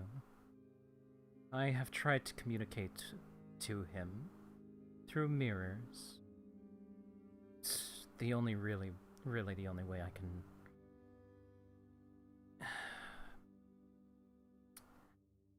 He can feel some things that I feel, but I can't tell him things. It's quite annoying.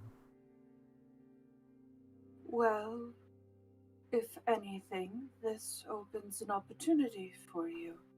You have a direct line of communication. Well, no, not direct, but a more complex line of communication open to you. We can give him those messages that you wish to convey. This is a way for you to help bridge those two halves. Interesting.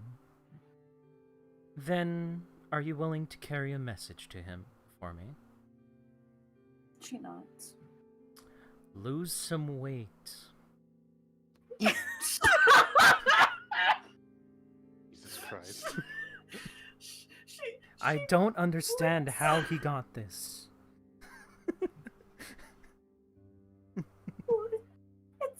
Well, it's not really that bad. You're not the one that has to move in this.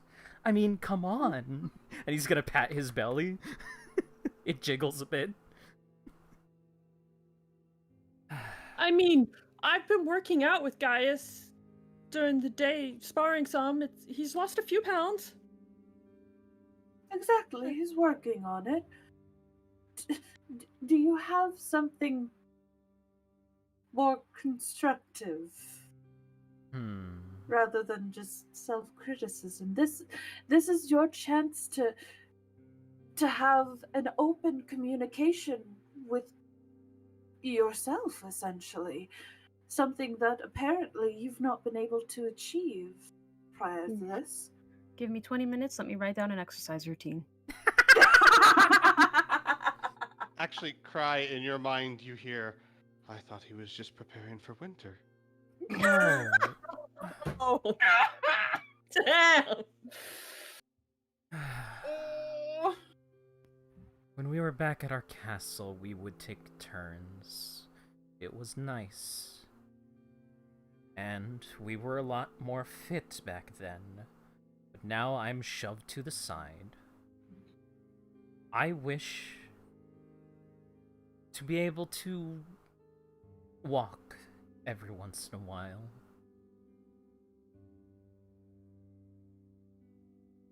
And also, please tell him to stop using my axe. At least with his right hand.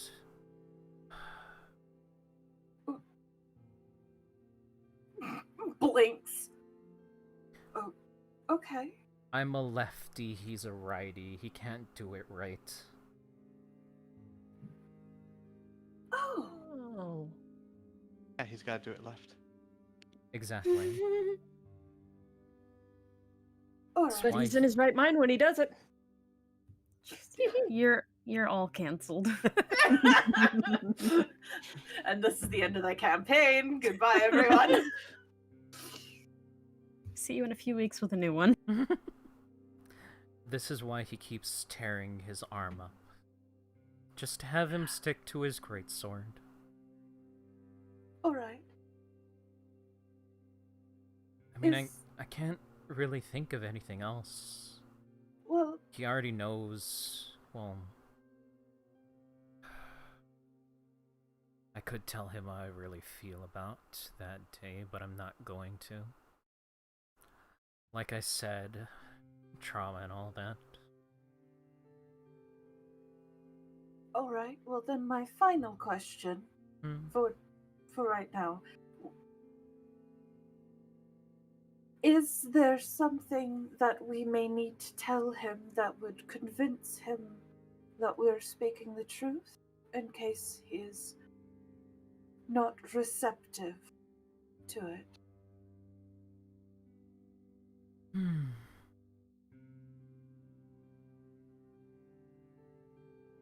That is a very good question.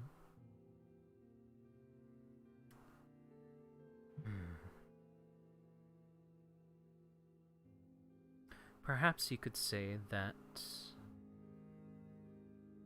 Well, perhaps you could suggest things.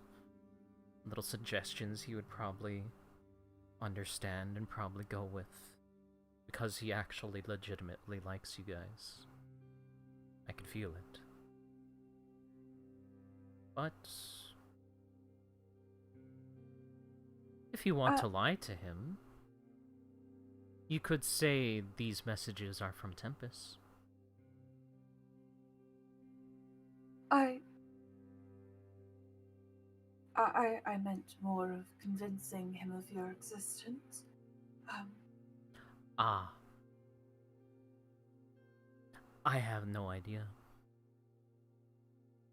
You know, I read somewhere that if a person has dissociative identity disorder, it's better to give them supportive care and not lie about the other personalities.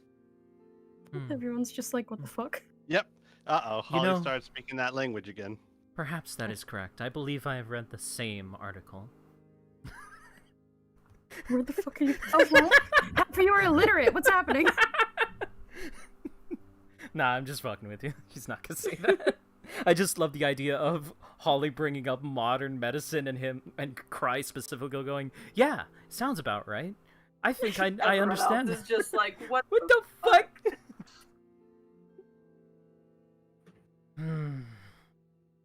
Well, that could work. Or maybe have him actually stare at a mirror. He'll notice the differences.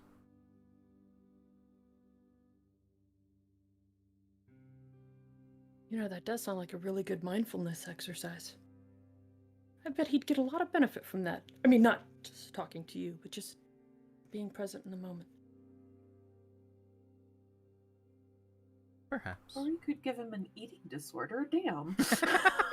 I was gonna say, you're just trying to get him to lose weight again. Gaius gains a feat, bulimic. Oh no. Christ. Guys, I think I'm getting stronger. Nope, it's just Gaius is getting lighter. Oh, fucking hell. That just had a visceral reaction to me with airplane. And Leon is getting large. God. Okay. Man. So are you able to actively,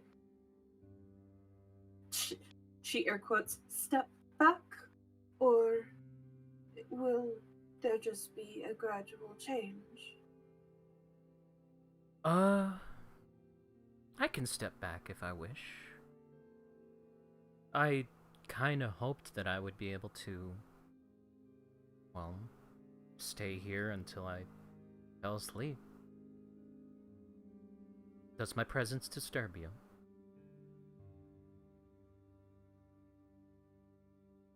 Not entirely, no. I'm just trying to understand.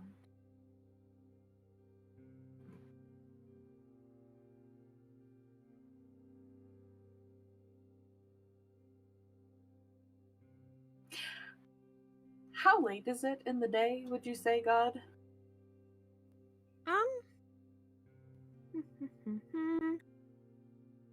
We'll go with like it's starting to hit like mid to late afternoon. Mm-hmm. And Squee, remind me again. Can Emmy read? Yes, Emmy can read a lot. Awesome. So Mars will give a slight nod to Cry. Well then, you can go ahead and drift off to sleep. I will try not to disturb you any further. Thank you for answering my questions. You are welcome. You know, it is getting quite late. Is anybody interested in dinner?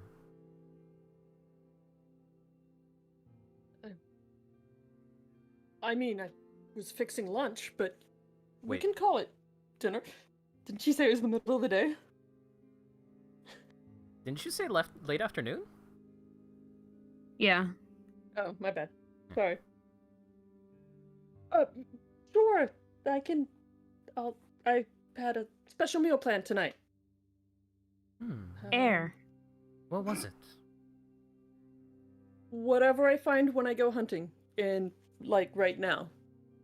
Perfect. Oh, if you could keep an eye out for any deer, that would be wonderful. Thank you. Yes. If you wish to catch something, I would be glad to cook it. I do enjoy cooking. Is that a threat? Are you gonna You mess up don't my know. spices? Is he gonna mess up my spices? He's just gonna Insight. stand there smiling.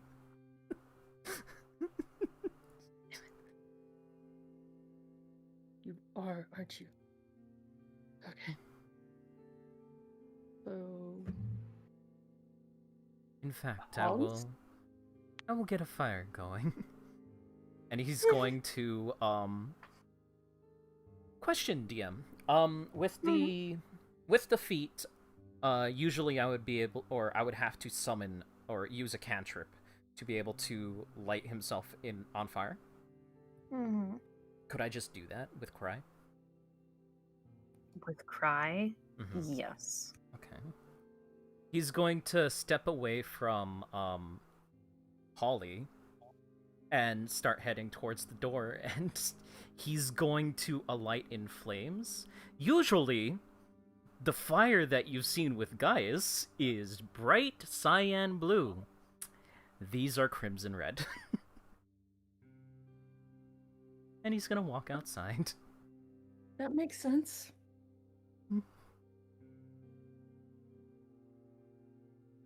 I can kind of see it. Emmy, would you be so kind as to go with me to go hunting? I mean, you have that amazing nose that you know where all living creatures are.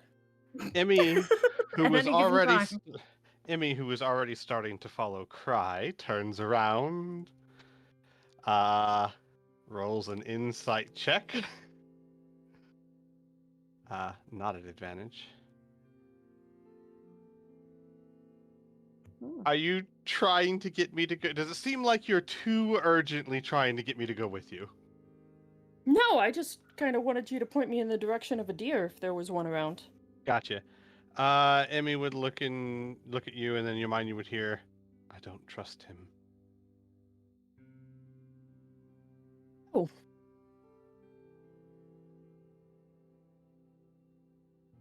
That could make things tricky. There's a pause. The fact that you all seem to is what makes it tricky. I never said that I was on board with everything. I'm just a little freaked out. And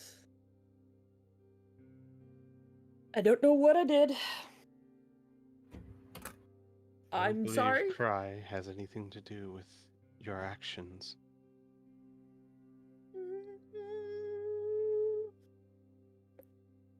Like, Emmy sits down, like, looking over her shoulder, and then looks at Holly. Cry claims to have been with him since they were young, long before you ever met him.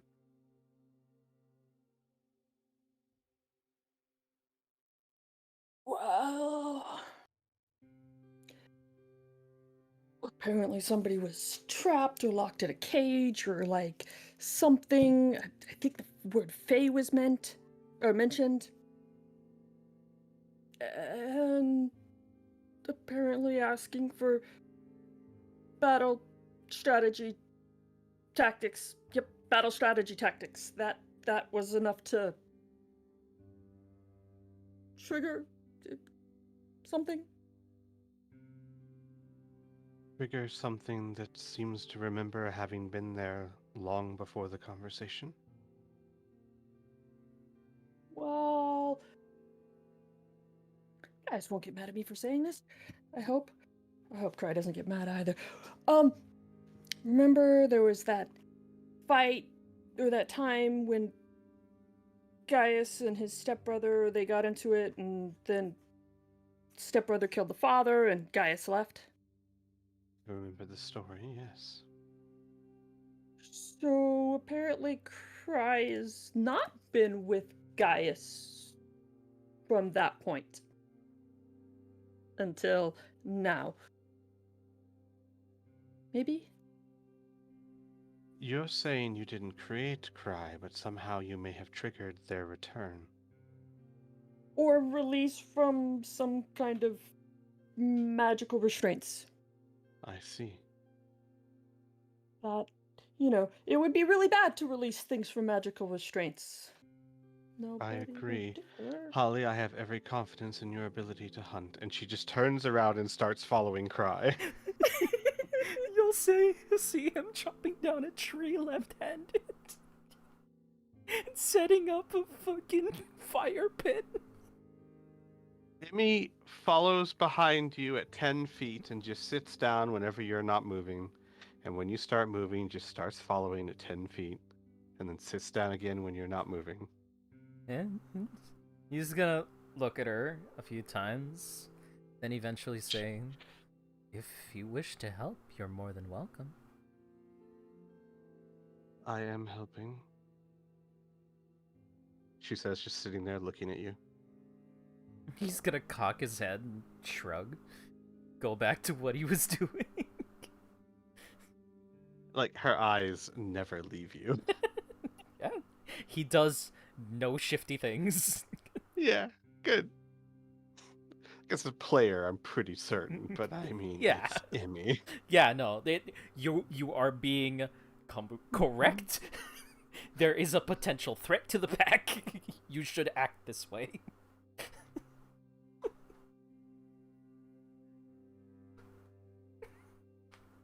Just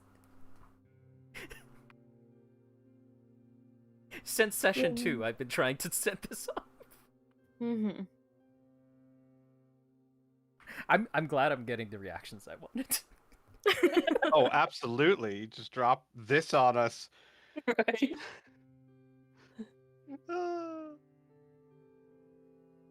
Well, Emmy's evening is booked straight through. Yeah, I'm gonna say that this is the Nat 1 day that Mars got.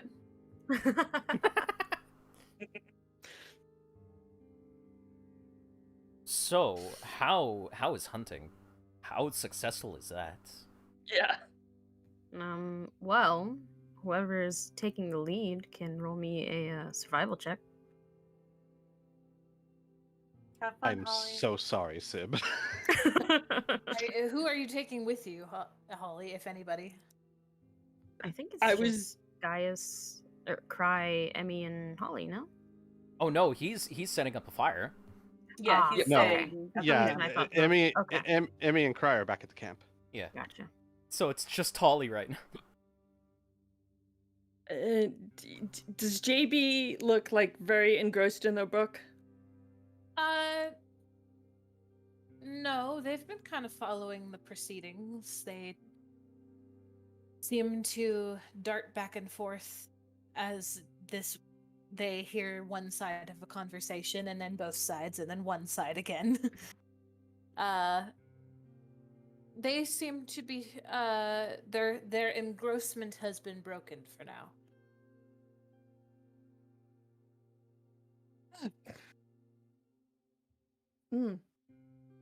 I did. Oh, is Rhea with us? Mm-hmm. Yes. Oh, okay. Has been from the get-go. Follow. Hey, JB, you want to see if see how good Portly is at sniffing out wild animals? I'm sure Rhea would love to go with us and take Portly for a nice walk.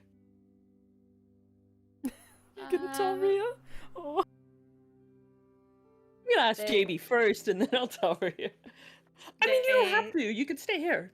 Yeah, they look between Holly and the door everybody left through. If you wish for company, then I will accompany.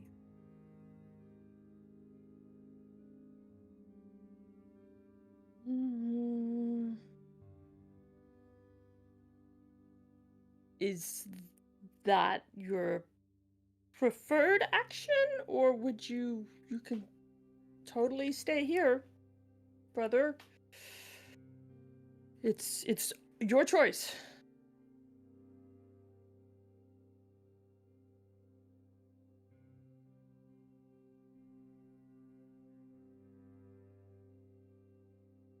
If you wish for my company.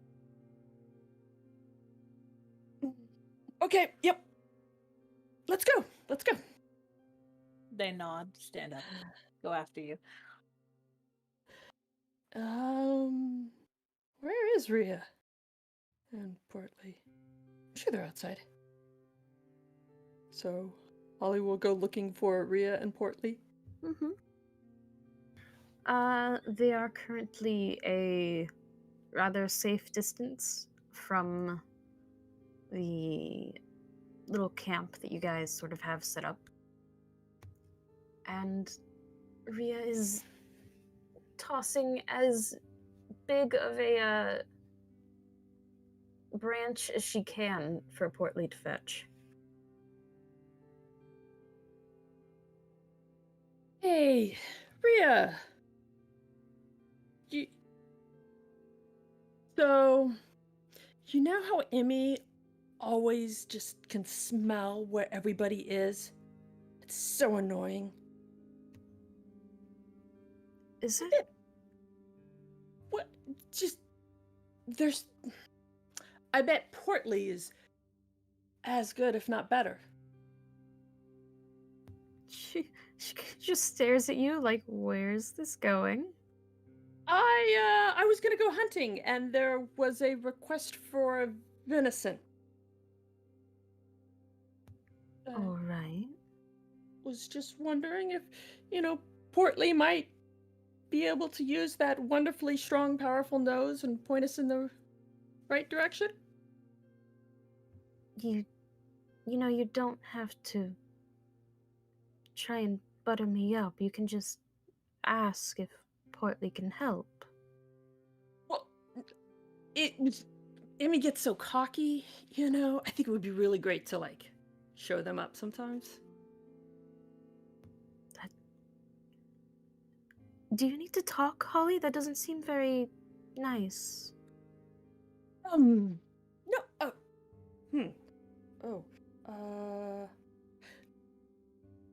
sorry?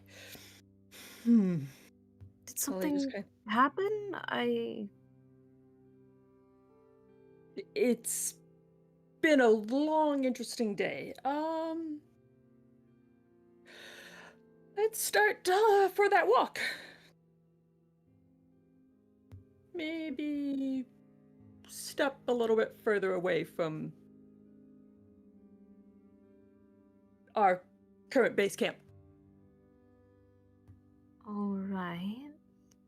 As Portly comes thundering up towards all of you. Maybe quickly steps out of the way. Holly just stands there and is ready to scratch Portly. He stops right behind Rhea, and noticing that her attention is elsewhere for the moment, he sits. Point the way, I suppose. Whichever place you'd like to start. I mean, there's nothing around here.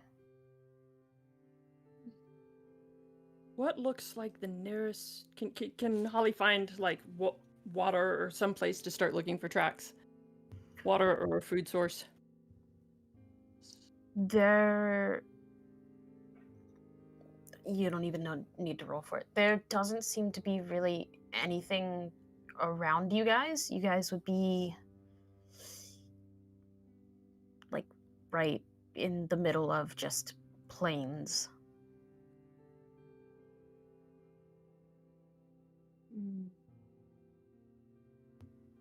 It's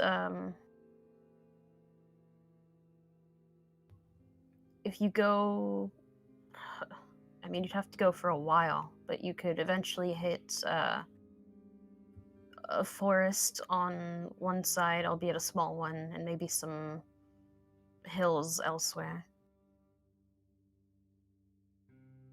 Okay. Holly would start heading towards the forest and looking around the outer perimeter to try and find some animal tracks that really look like deer. You want me to roll survival? Yeah. So you guys, Is gonna that need one to of be those sure. that you have to have proficiency in order to give aid? Yes. Well, you're on your own. Okay. I can't help Cool, you. cool. All right, I can do this. I got this. Nice. Okay. Yeah, it takes you guys quite a bit of time to finally reach this forest. But after a bit of searching the perimeter, you do eventually find what looks like hoof tracks.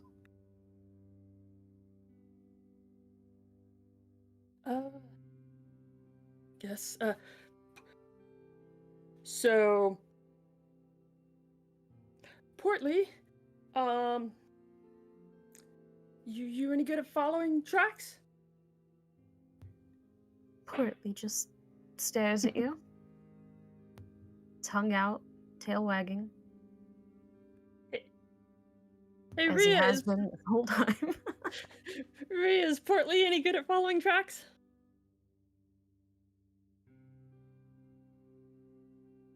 No? Okay. I don't even give you a moment to talk. Go ahead. No, it's fine. Just no. So Holly will start to follow the tracks. Yeah. And You while Yes. doing that, being a safe enough distance from the camp, say, I think I made a deal with, I don't know, Gaius's personal demon, other side, however you want to call it. cry. Yep. That's probably not gonna haunt me, right? Well, what exactly happened?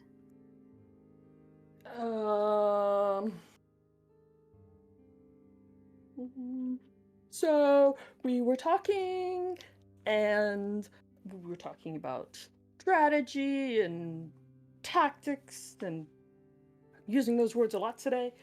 And well, somehow the conversation kind of got turned towards Mars. And the Pale Thief.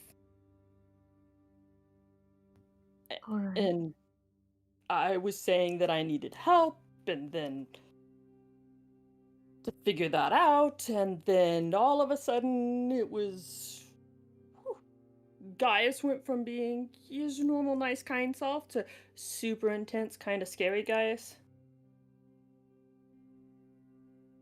You know, like where they have that super calm look, and you're like, if I piss this person off, I'm gonna be dead. And then they were talking about being released from like shackles, or I think the word fae was used. And I mean, I don't know about you guys, but I've never had good experiences when dealing with somebody that I met while they were in shackles or immediately released thereafter.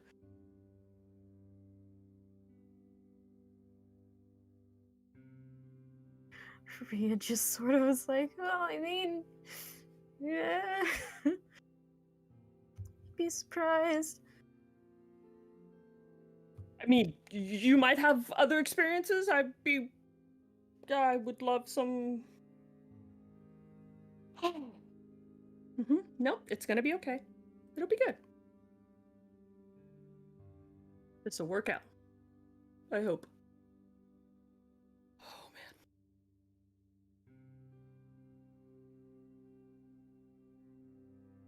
man. Well,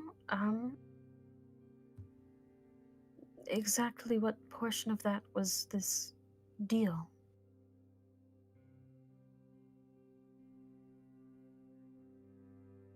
It wasn't so much a deal as more of a thank you for releasing them. Which I think kind of makes it a little bit worse, but okay, I need help, so I will accept help from the resources I have.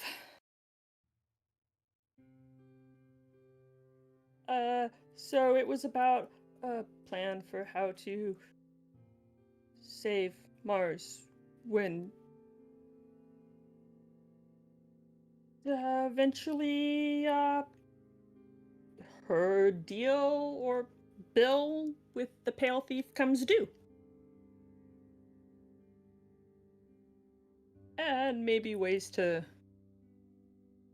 subvert that deal. Bill.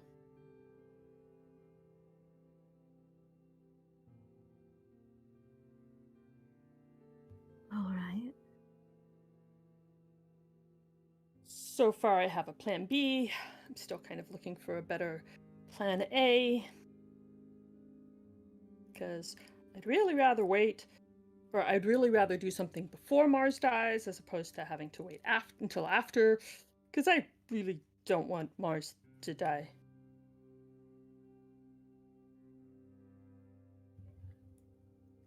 I agree that circumventing that would be a much better outcome.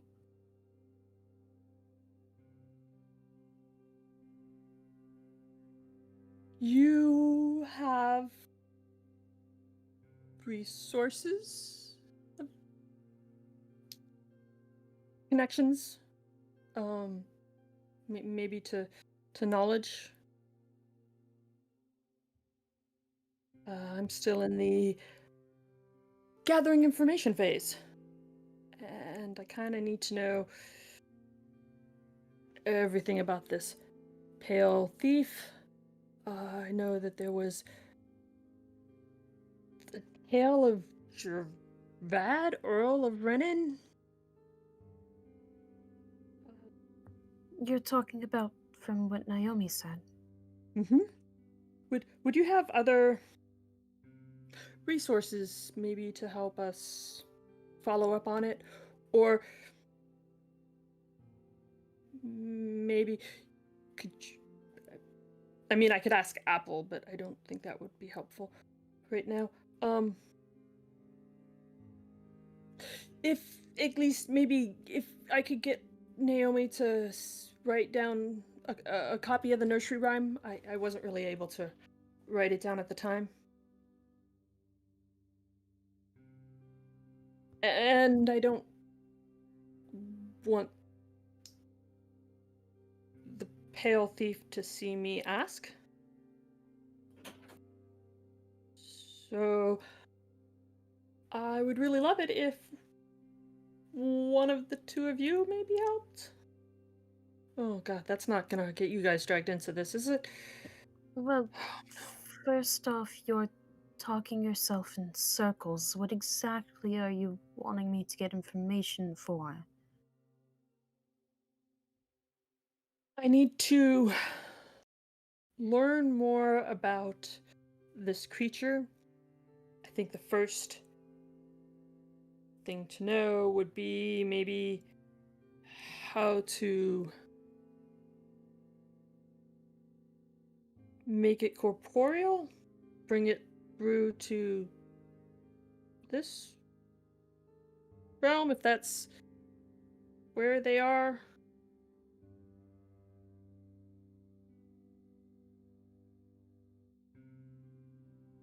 Okay.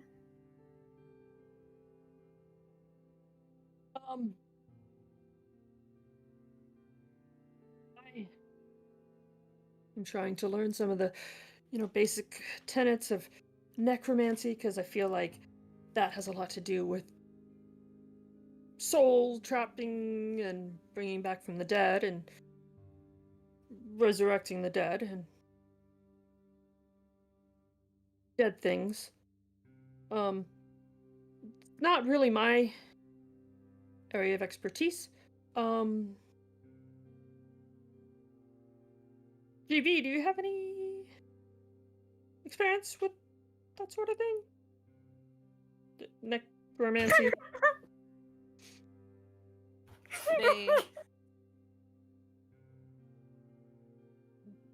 They tip their head back and forth. No, I have never seen someone resurrected. No.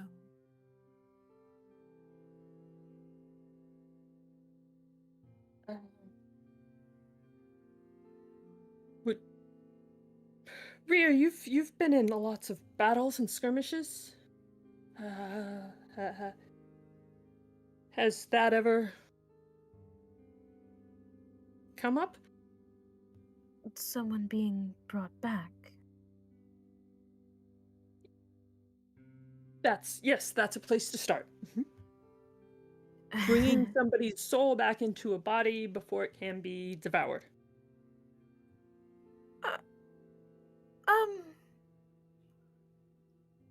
There have been a number of times that I've been involved with someone's soul being brought back to this plane, but I'm not sure if the avoidance of consumption has ever been part of it. I'm not sure if that changes things.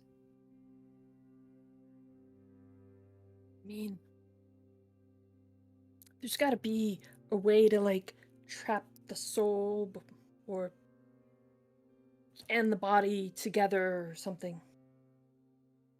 I mean, I still have to search through magic. This will be a long time. This doesn't have to be solved tomorrow.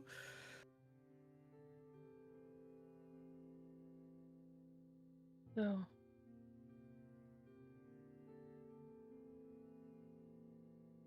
Well, I've known numerous clerics and the like, and as far as the creature goes, I suppose I could ask my brother. He seems to have a strong take to magic.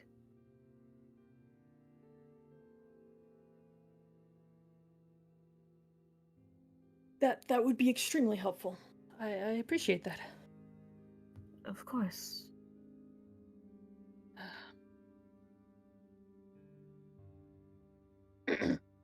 When you said brother, Holly kind of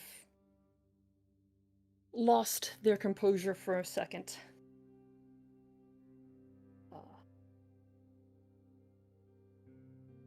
Then recovers and says,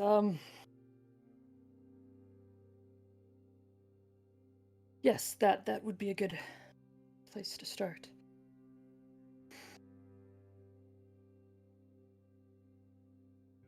What do you think, JB?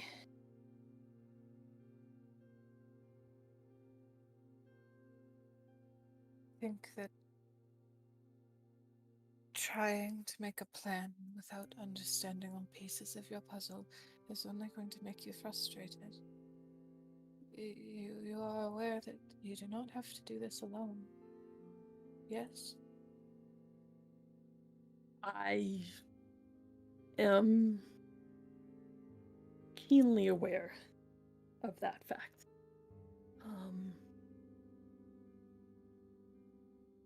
You know, just completely freezing up in front of Aldern hit that lesson like it was a nail and hit it right on the head and drove it all the way home.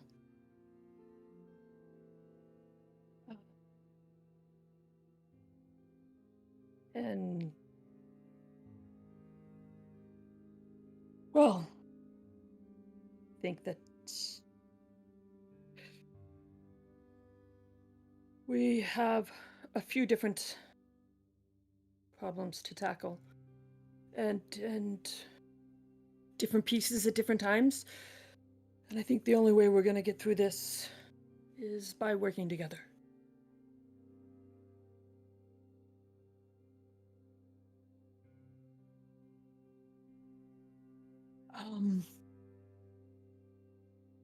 And trusting each other.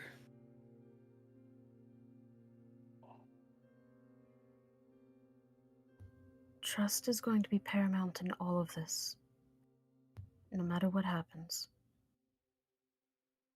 Also, the pale thief. Well, they're pretty much always listening. We shouldn't talk about this, or around Mars or the camp.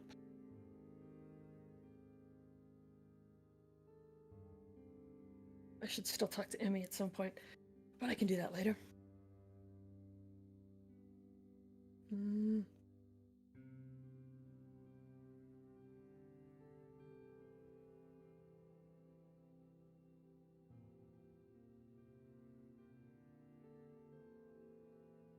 JB looks back and forth between Rhea and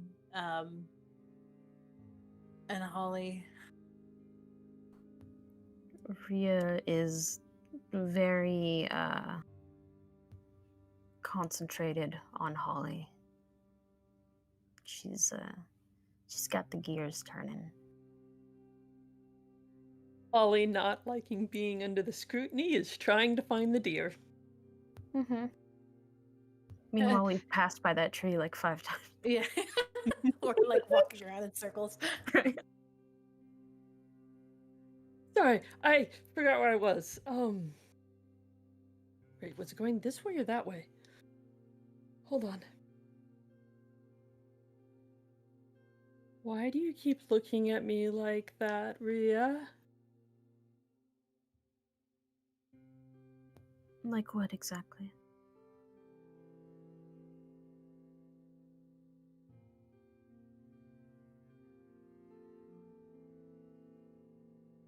Like you're taking notes and putting them in order.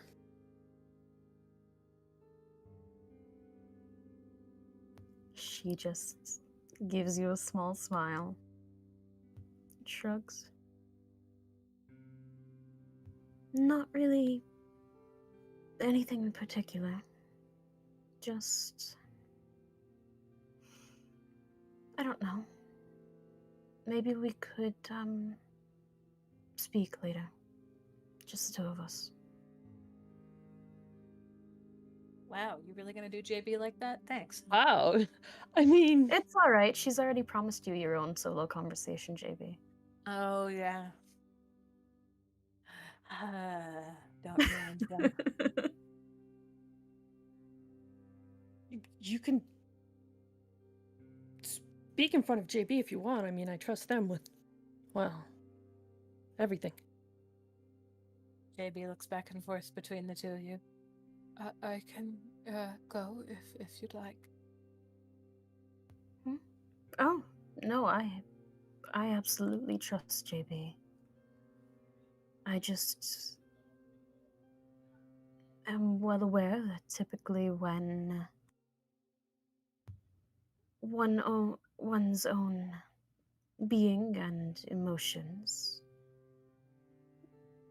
come into the main topic, people usually prefer to keep things private.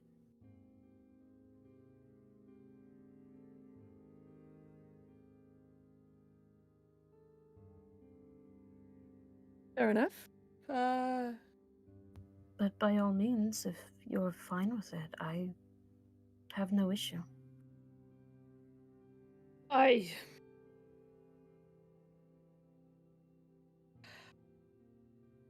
already know a few of JB's secrets. I really am sorry about that. But it'd only be fair if they knew a few of mine.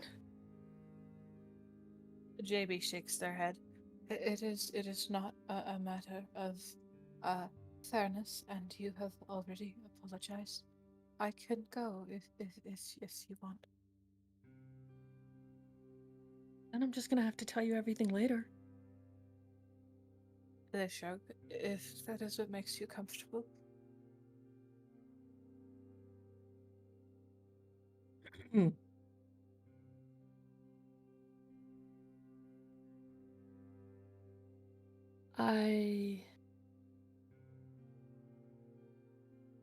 I would appreciate it if you stay, JB. I Yeah, value your opinion. They duck their head. As you wish.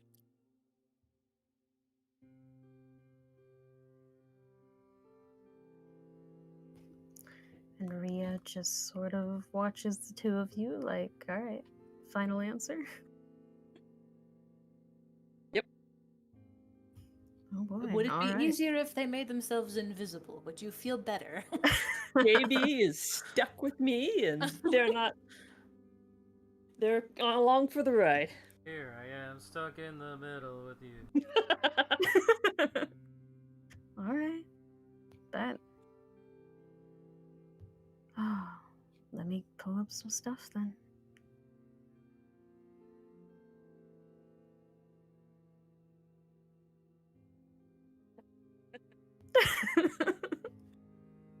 Who's whom? It's just you and JB. So it's just Holly. Because the JB's in the middle, or just go around in a circle. Different sides of Holly. Where is... Ah. Alright.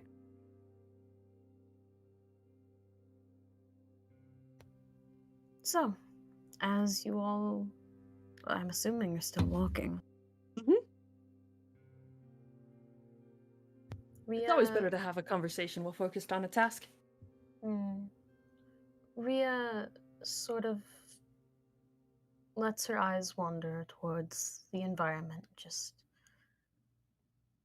lets a few moments pass until eventually she says, not even really bothering to look towards you, almost as if this is just something that she's just so used to doing it doesn't even cross her mind entirely. Holly, why is it that you say that you understand that you don't have to do any of this alone, and yet consistently it's only been you that has rushed around to the others trying to get help for the things that all of us are attempting to complete?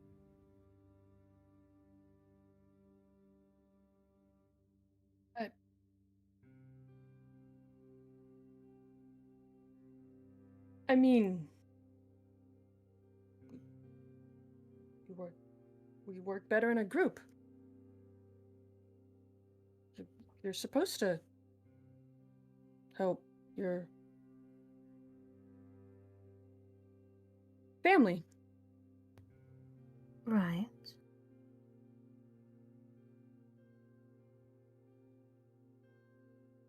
But what I'm saying is that you act almost as if you're still separate from everyone else. As though, even if all of us have been tasked with something, helping Mars, for instance, you go through the motions as if you're the only one that's really been told about it. You need help saving Mars, not we need to figure out how to help Mars.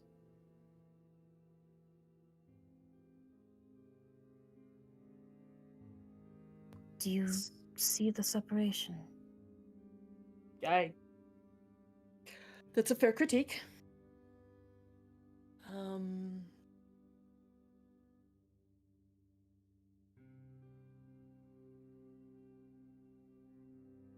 Well, I figured, everyone else here kind of has a path, road that they were following, and something that they need to resolve before they can continue.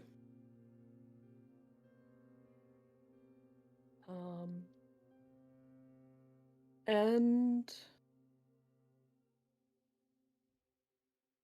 I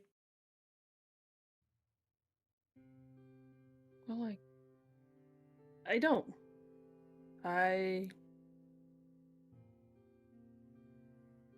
So I hope to try to bring value and meaning by helping others. Value and meaning to my life by helping others with their life.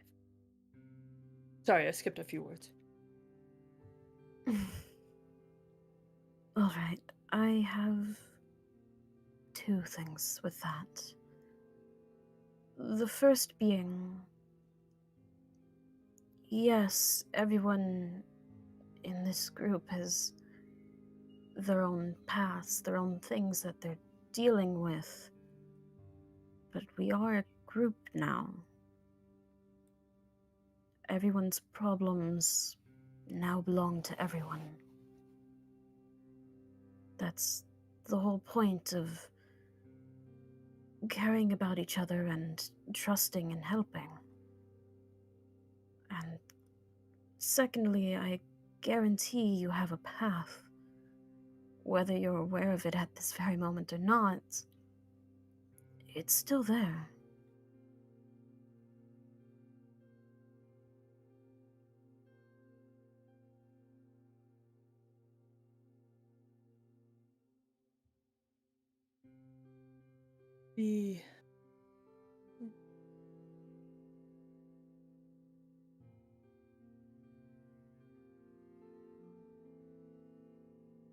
I agree for the most part. Yes, everybody's problems are definitely the group. And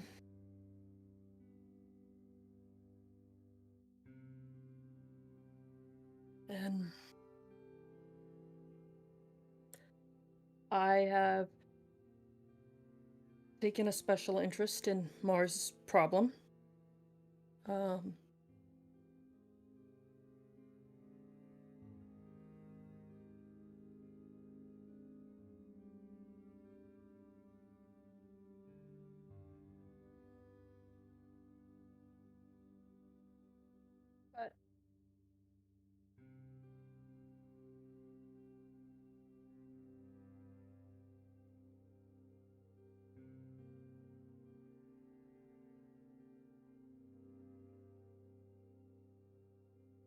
I will try to be more of a group thinker.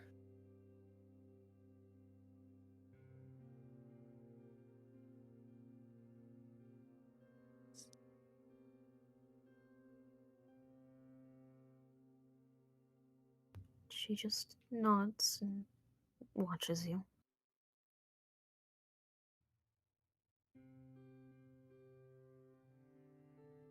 Whatever I may think or feel for Mars right now, it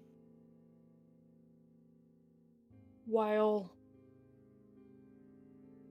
they are under the control of this entity, it doesn't, it's not really relevant.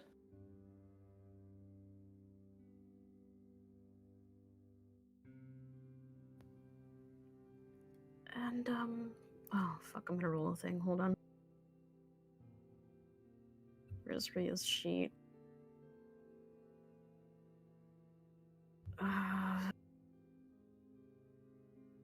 I have to roll something. Roll me, both of you, if you want. Roll me, perception.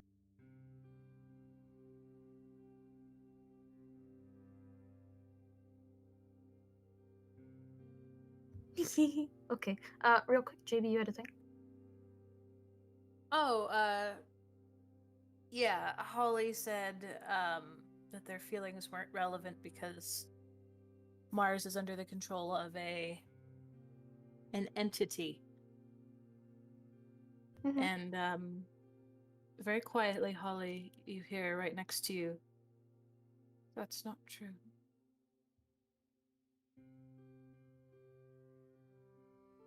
What?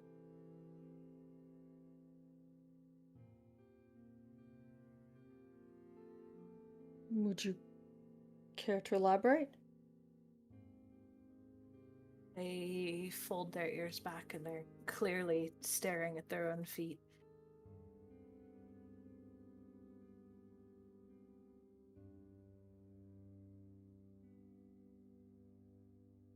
It's not true.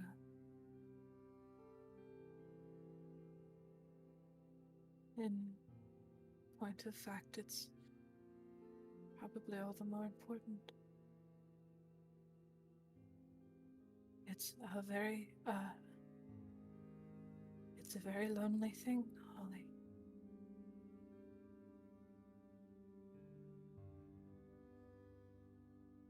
But to have someone see you and choose to love you anyways. They look up at you. I risked everything for that.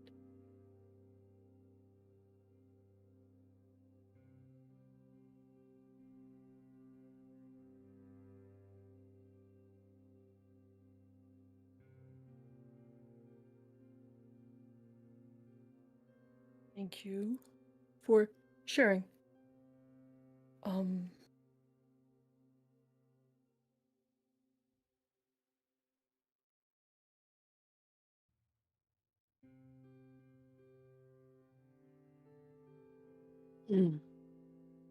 Well,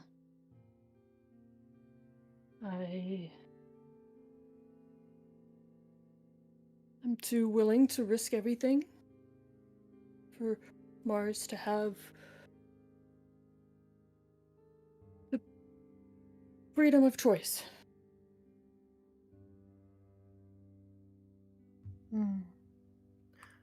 If that's the case, I do believe it's Mars's choice if any, perhaps, possibly mutual feelings are relevant. That's not solely up for you to decide. No, it's not, but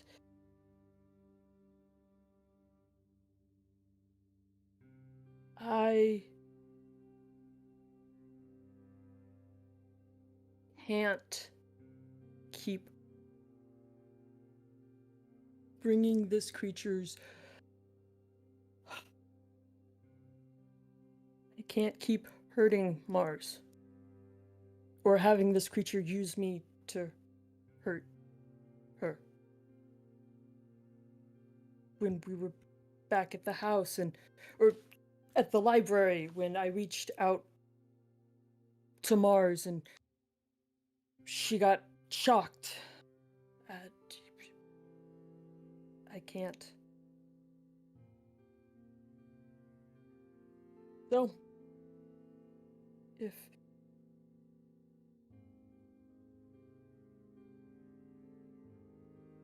whatever Mars is willing to risk, I would accept, but it wouldn't be fair for me to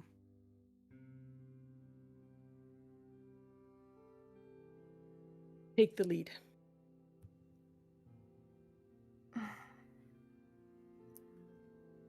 Holly, can I speak bluntly for a second?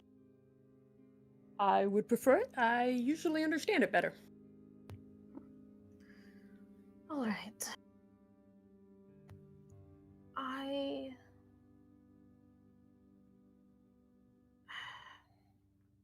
I think that if you don't go and tell that girl soon that you care for her and all of this, so that you both can sit down and talk about how you're going to deal with the situation with this pale thief, nothing will happen. Nothing will come of it because neither of you both will wait so long that neither of you will make the first move.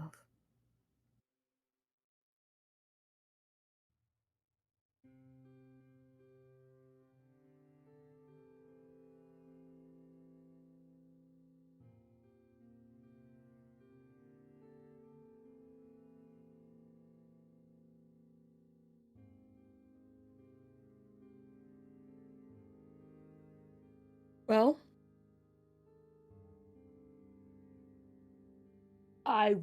for that to even be possible, I would need a place where I could make sure that the pale thief would not be able to hear us. They seem to always be around and always listening. All right. Well, then the first step is to talk to Mars. I don't think this creature has enough sway to stop you from using whatever eventual means we come up with. As far as I understand, it is stuck to Mars. So let her know that this is something that you're working on. And as we go, we will work on a way to figure out something that can separate the two of them for long enough for the both of you to talk.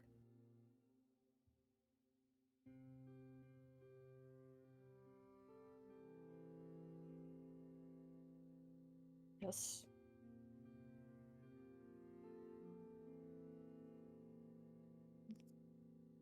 Either finding a way to separate us or...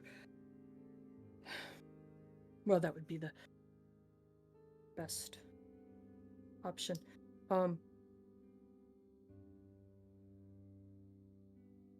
The only other thing I could come up with is like maybe writing a story and like saying it was a children's book and then having Mars draw illustrations, but doing it backwards, so maybe the pale thief wouldn't necessarily catch on. But I think you're making things far more complicated than they need to be. Right.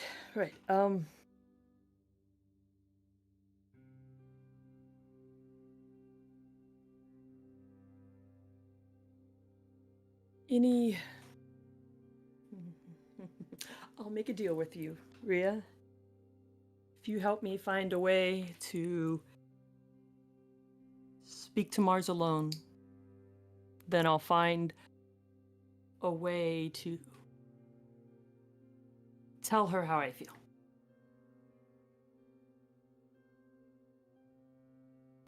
I'll send out a letter when we get back.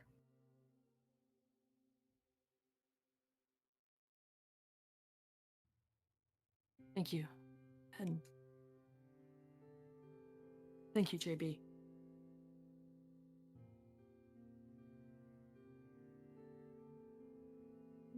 They duck their head. Of course.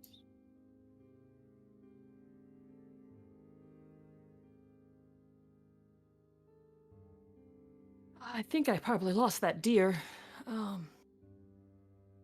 Maybe we can find a squirrel or some rabbits.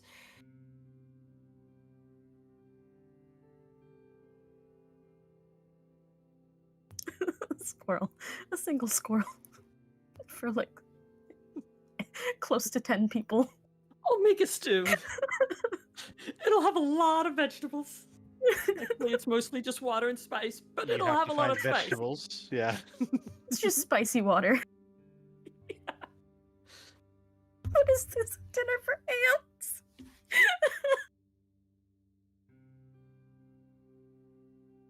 Oh my god.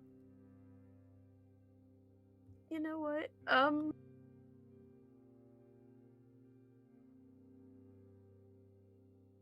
Roll me a d20, Chris.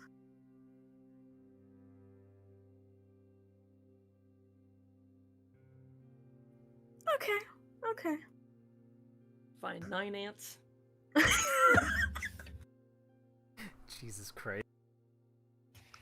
You managed to get a hold of a couple of rabbits. I'm going to tell you now that if you had rolled a nat 1, I was giving you a singular squirrel.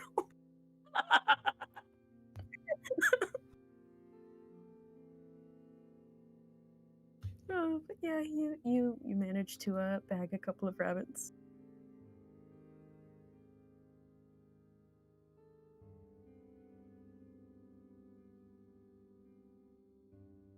We'll head back to camp, and on the way back, Holly's like, we'll say that there was maybe some large predators around, and that's why the deer were gone, and all we could find were these rabbits. Why? So, I mean, you don't think they would think something was up?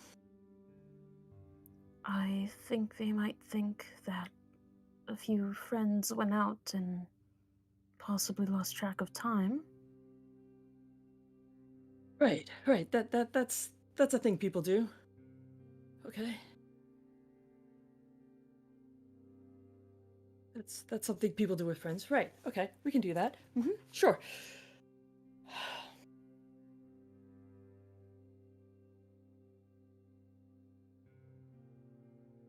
So they walk back into camp.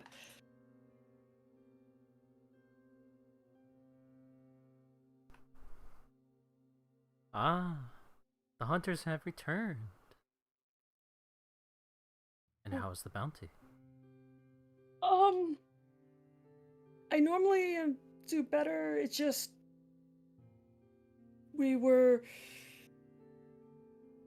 I kept following the deer tracks, and I think I got turned around in a circle. We just lost track of time. So I have some rabbits. You can make a rabbit stew. Yes, that sounds appropriate.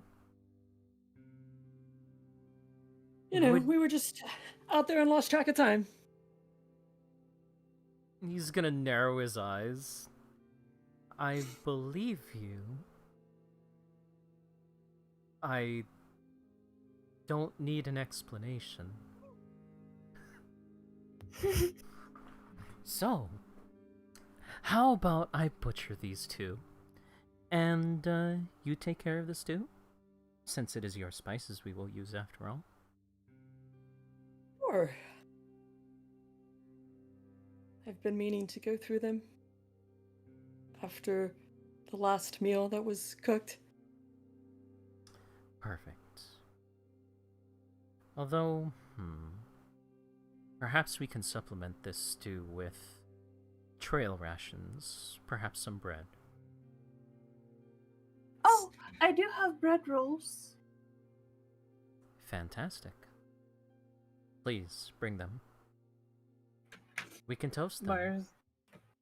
Mars will put aside her sketchbook, which at this point is just chock full of just, I guess, cry pictures. Oh my. She's drawing fan art. Oh.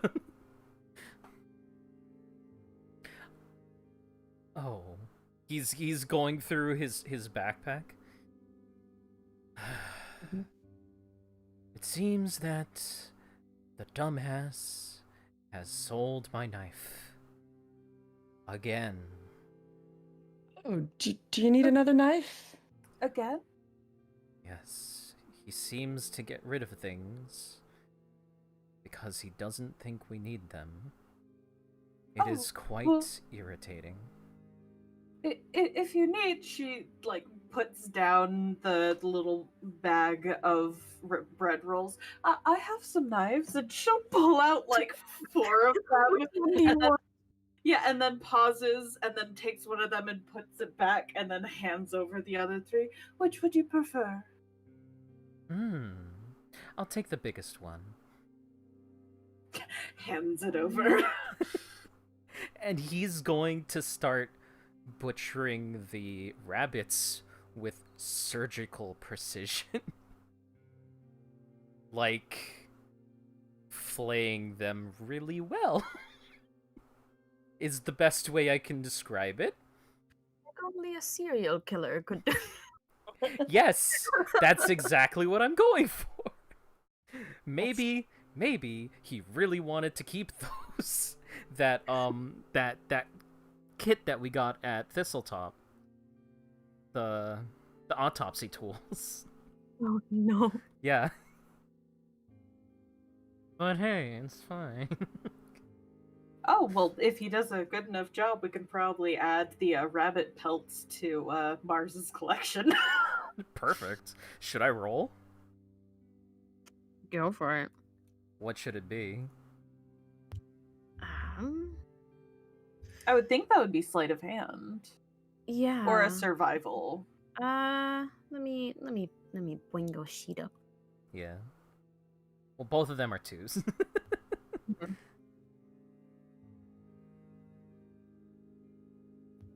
Alright, go ahead and take your pick then. Alright. Let's give this a shot. Yeah. Damn. Sounds about right.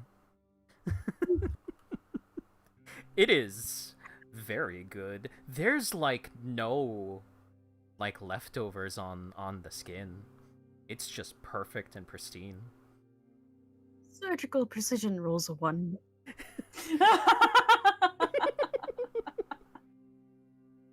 And he'll prepare it, making them suitable for a stew. Oh, I also have this. And Mars will pull out a bottle of wine. Oh, Nice. no, thank you. Oh, Did you mean for the stew? yes? Ah. Yes. Okay. We can use that for the stew. So, Cry, you don't drink.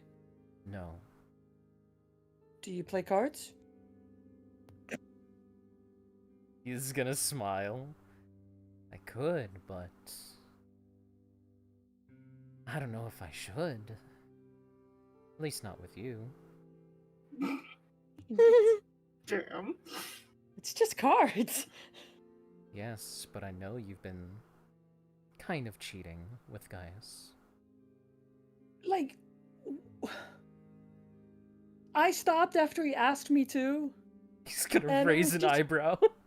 It was just something that, my family, we used to do. We'd, gamble, and then the money would be, put in a savings type thing, and for when they needed it. We used to cheat at cards. At least, like I said, none of us actually knew the rules. I think I will pass on cards. Thank you. You finally got him to say thank you. I've been trying to avoid that the whole time.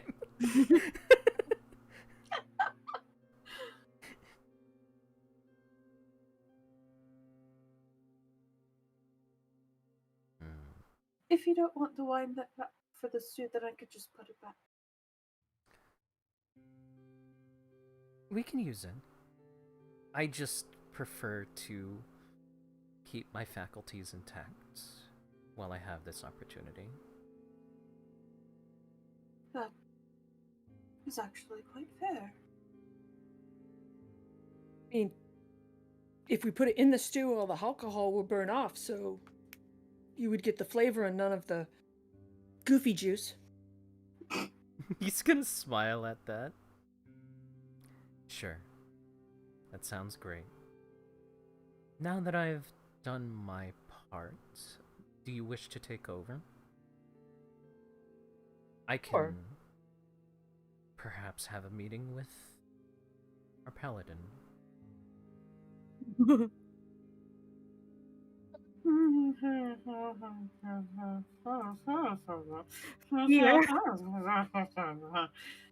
Mm-hmm. What are you trying to figure out? What he means by that? Uh-huh. Oh. He just wants to talk to Rhea. He has a question he's going to ask her.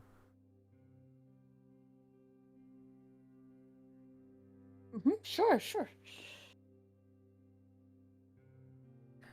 Good luck. And he's gonna get up and head over to Rhea. Who does he say good luck to? To you. To Holly. Miss Holly soon realizes that all of her spices are cinnamon. No. Oh no! Wait, I thought the cinnamon was all gone. Dun dun dun. Okay. I don't know. Do Anyways, Are any of my smell good herbs edible? weed is edible, yes. No, that's what I'll you make use- edibles from. Oh, okay, my mistake. Yeah. It was lost in translation. I didn't say feel good, I said smell good. But yeah. Because that's the only thing I would have to like besides cinnamon. Hmm.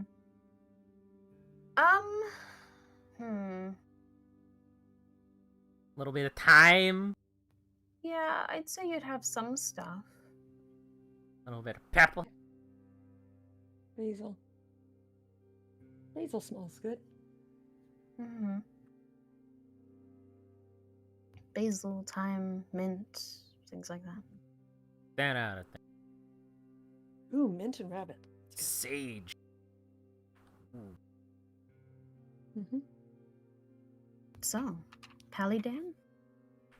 Yeah, he's going to approach Rhea.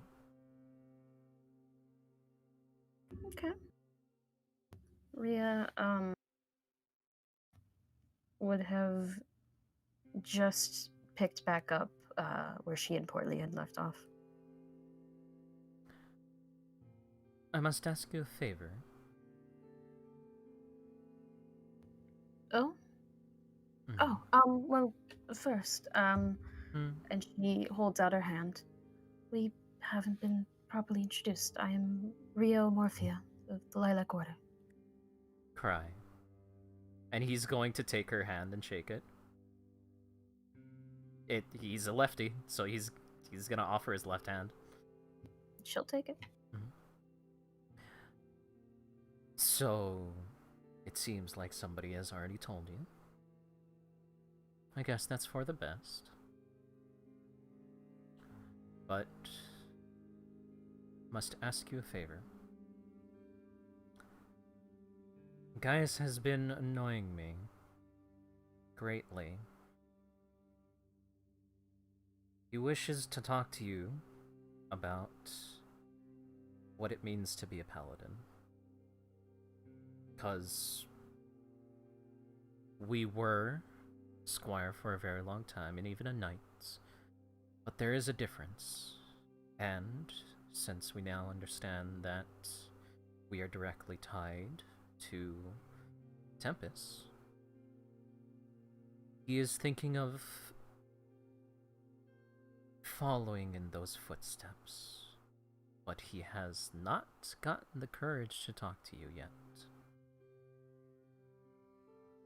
Can you please bring it up with him?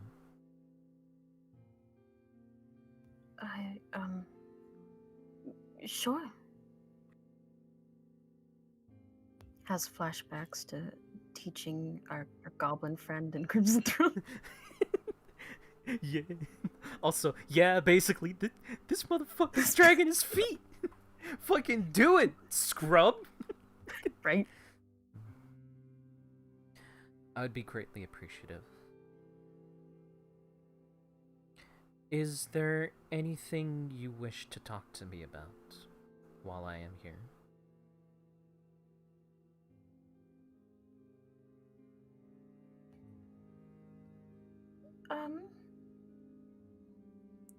She sort of looks over towards the rest of the group just to make sure that you're out of hearing distance. Mm-hmm.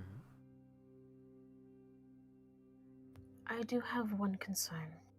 Yes. As I was speaking with Holly, she said something about having possibly made a deal or contract with you.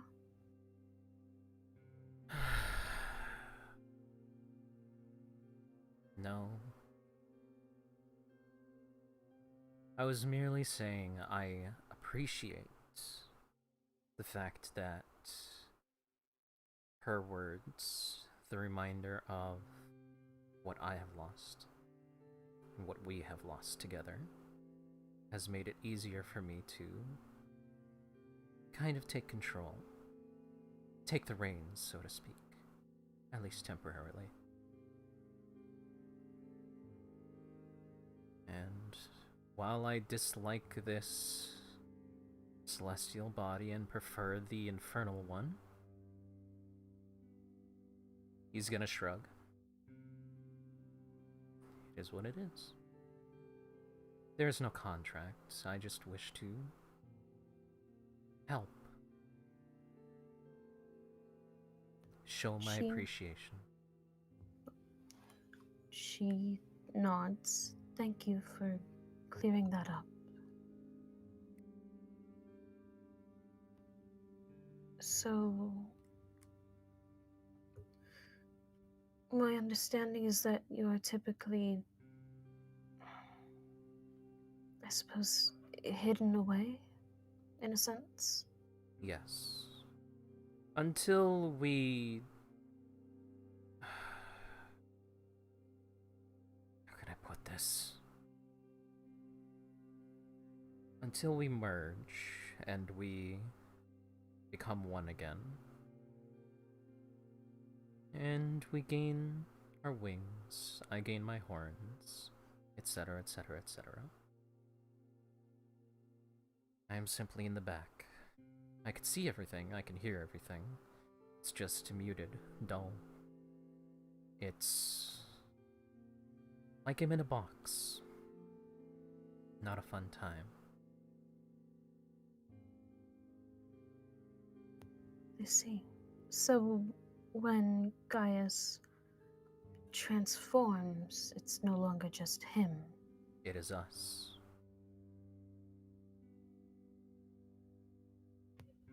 All right.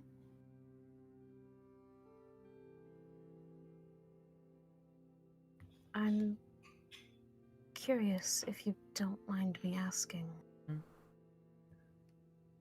When that happens, are you both in control, or is it still mostly Gaius holding the reins? Unfortunately, this is still him at this point. It's difficult to describe this feeling. Like When I am shoved aside, I am in a box, looking through a hole. Everything's weird, everything's distorted, but when we join, it's like I go from a smaller box to a bigger box, where I can move around. I can actually jump, fly, breathe. But it's not the same as this. And he's going to just put his hands to his side. I see. So you go from being locked in a room to being allowed to wander the house, but you're not allowed outside. Precisely! That is a good analogy. I think I'm going to take that.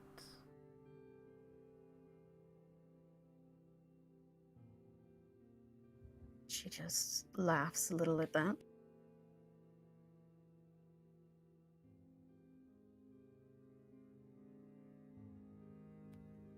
Well then, was there anything else that you wanted from me? No. Was there anything else you wanted from me? I don't believe so. Then he's going to bow and turn on his heel and head back. Okay. And Ria will go back to playing fetch with Portly. And I believe that that is where we're gonna call it for the night. Cool.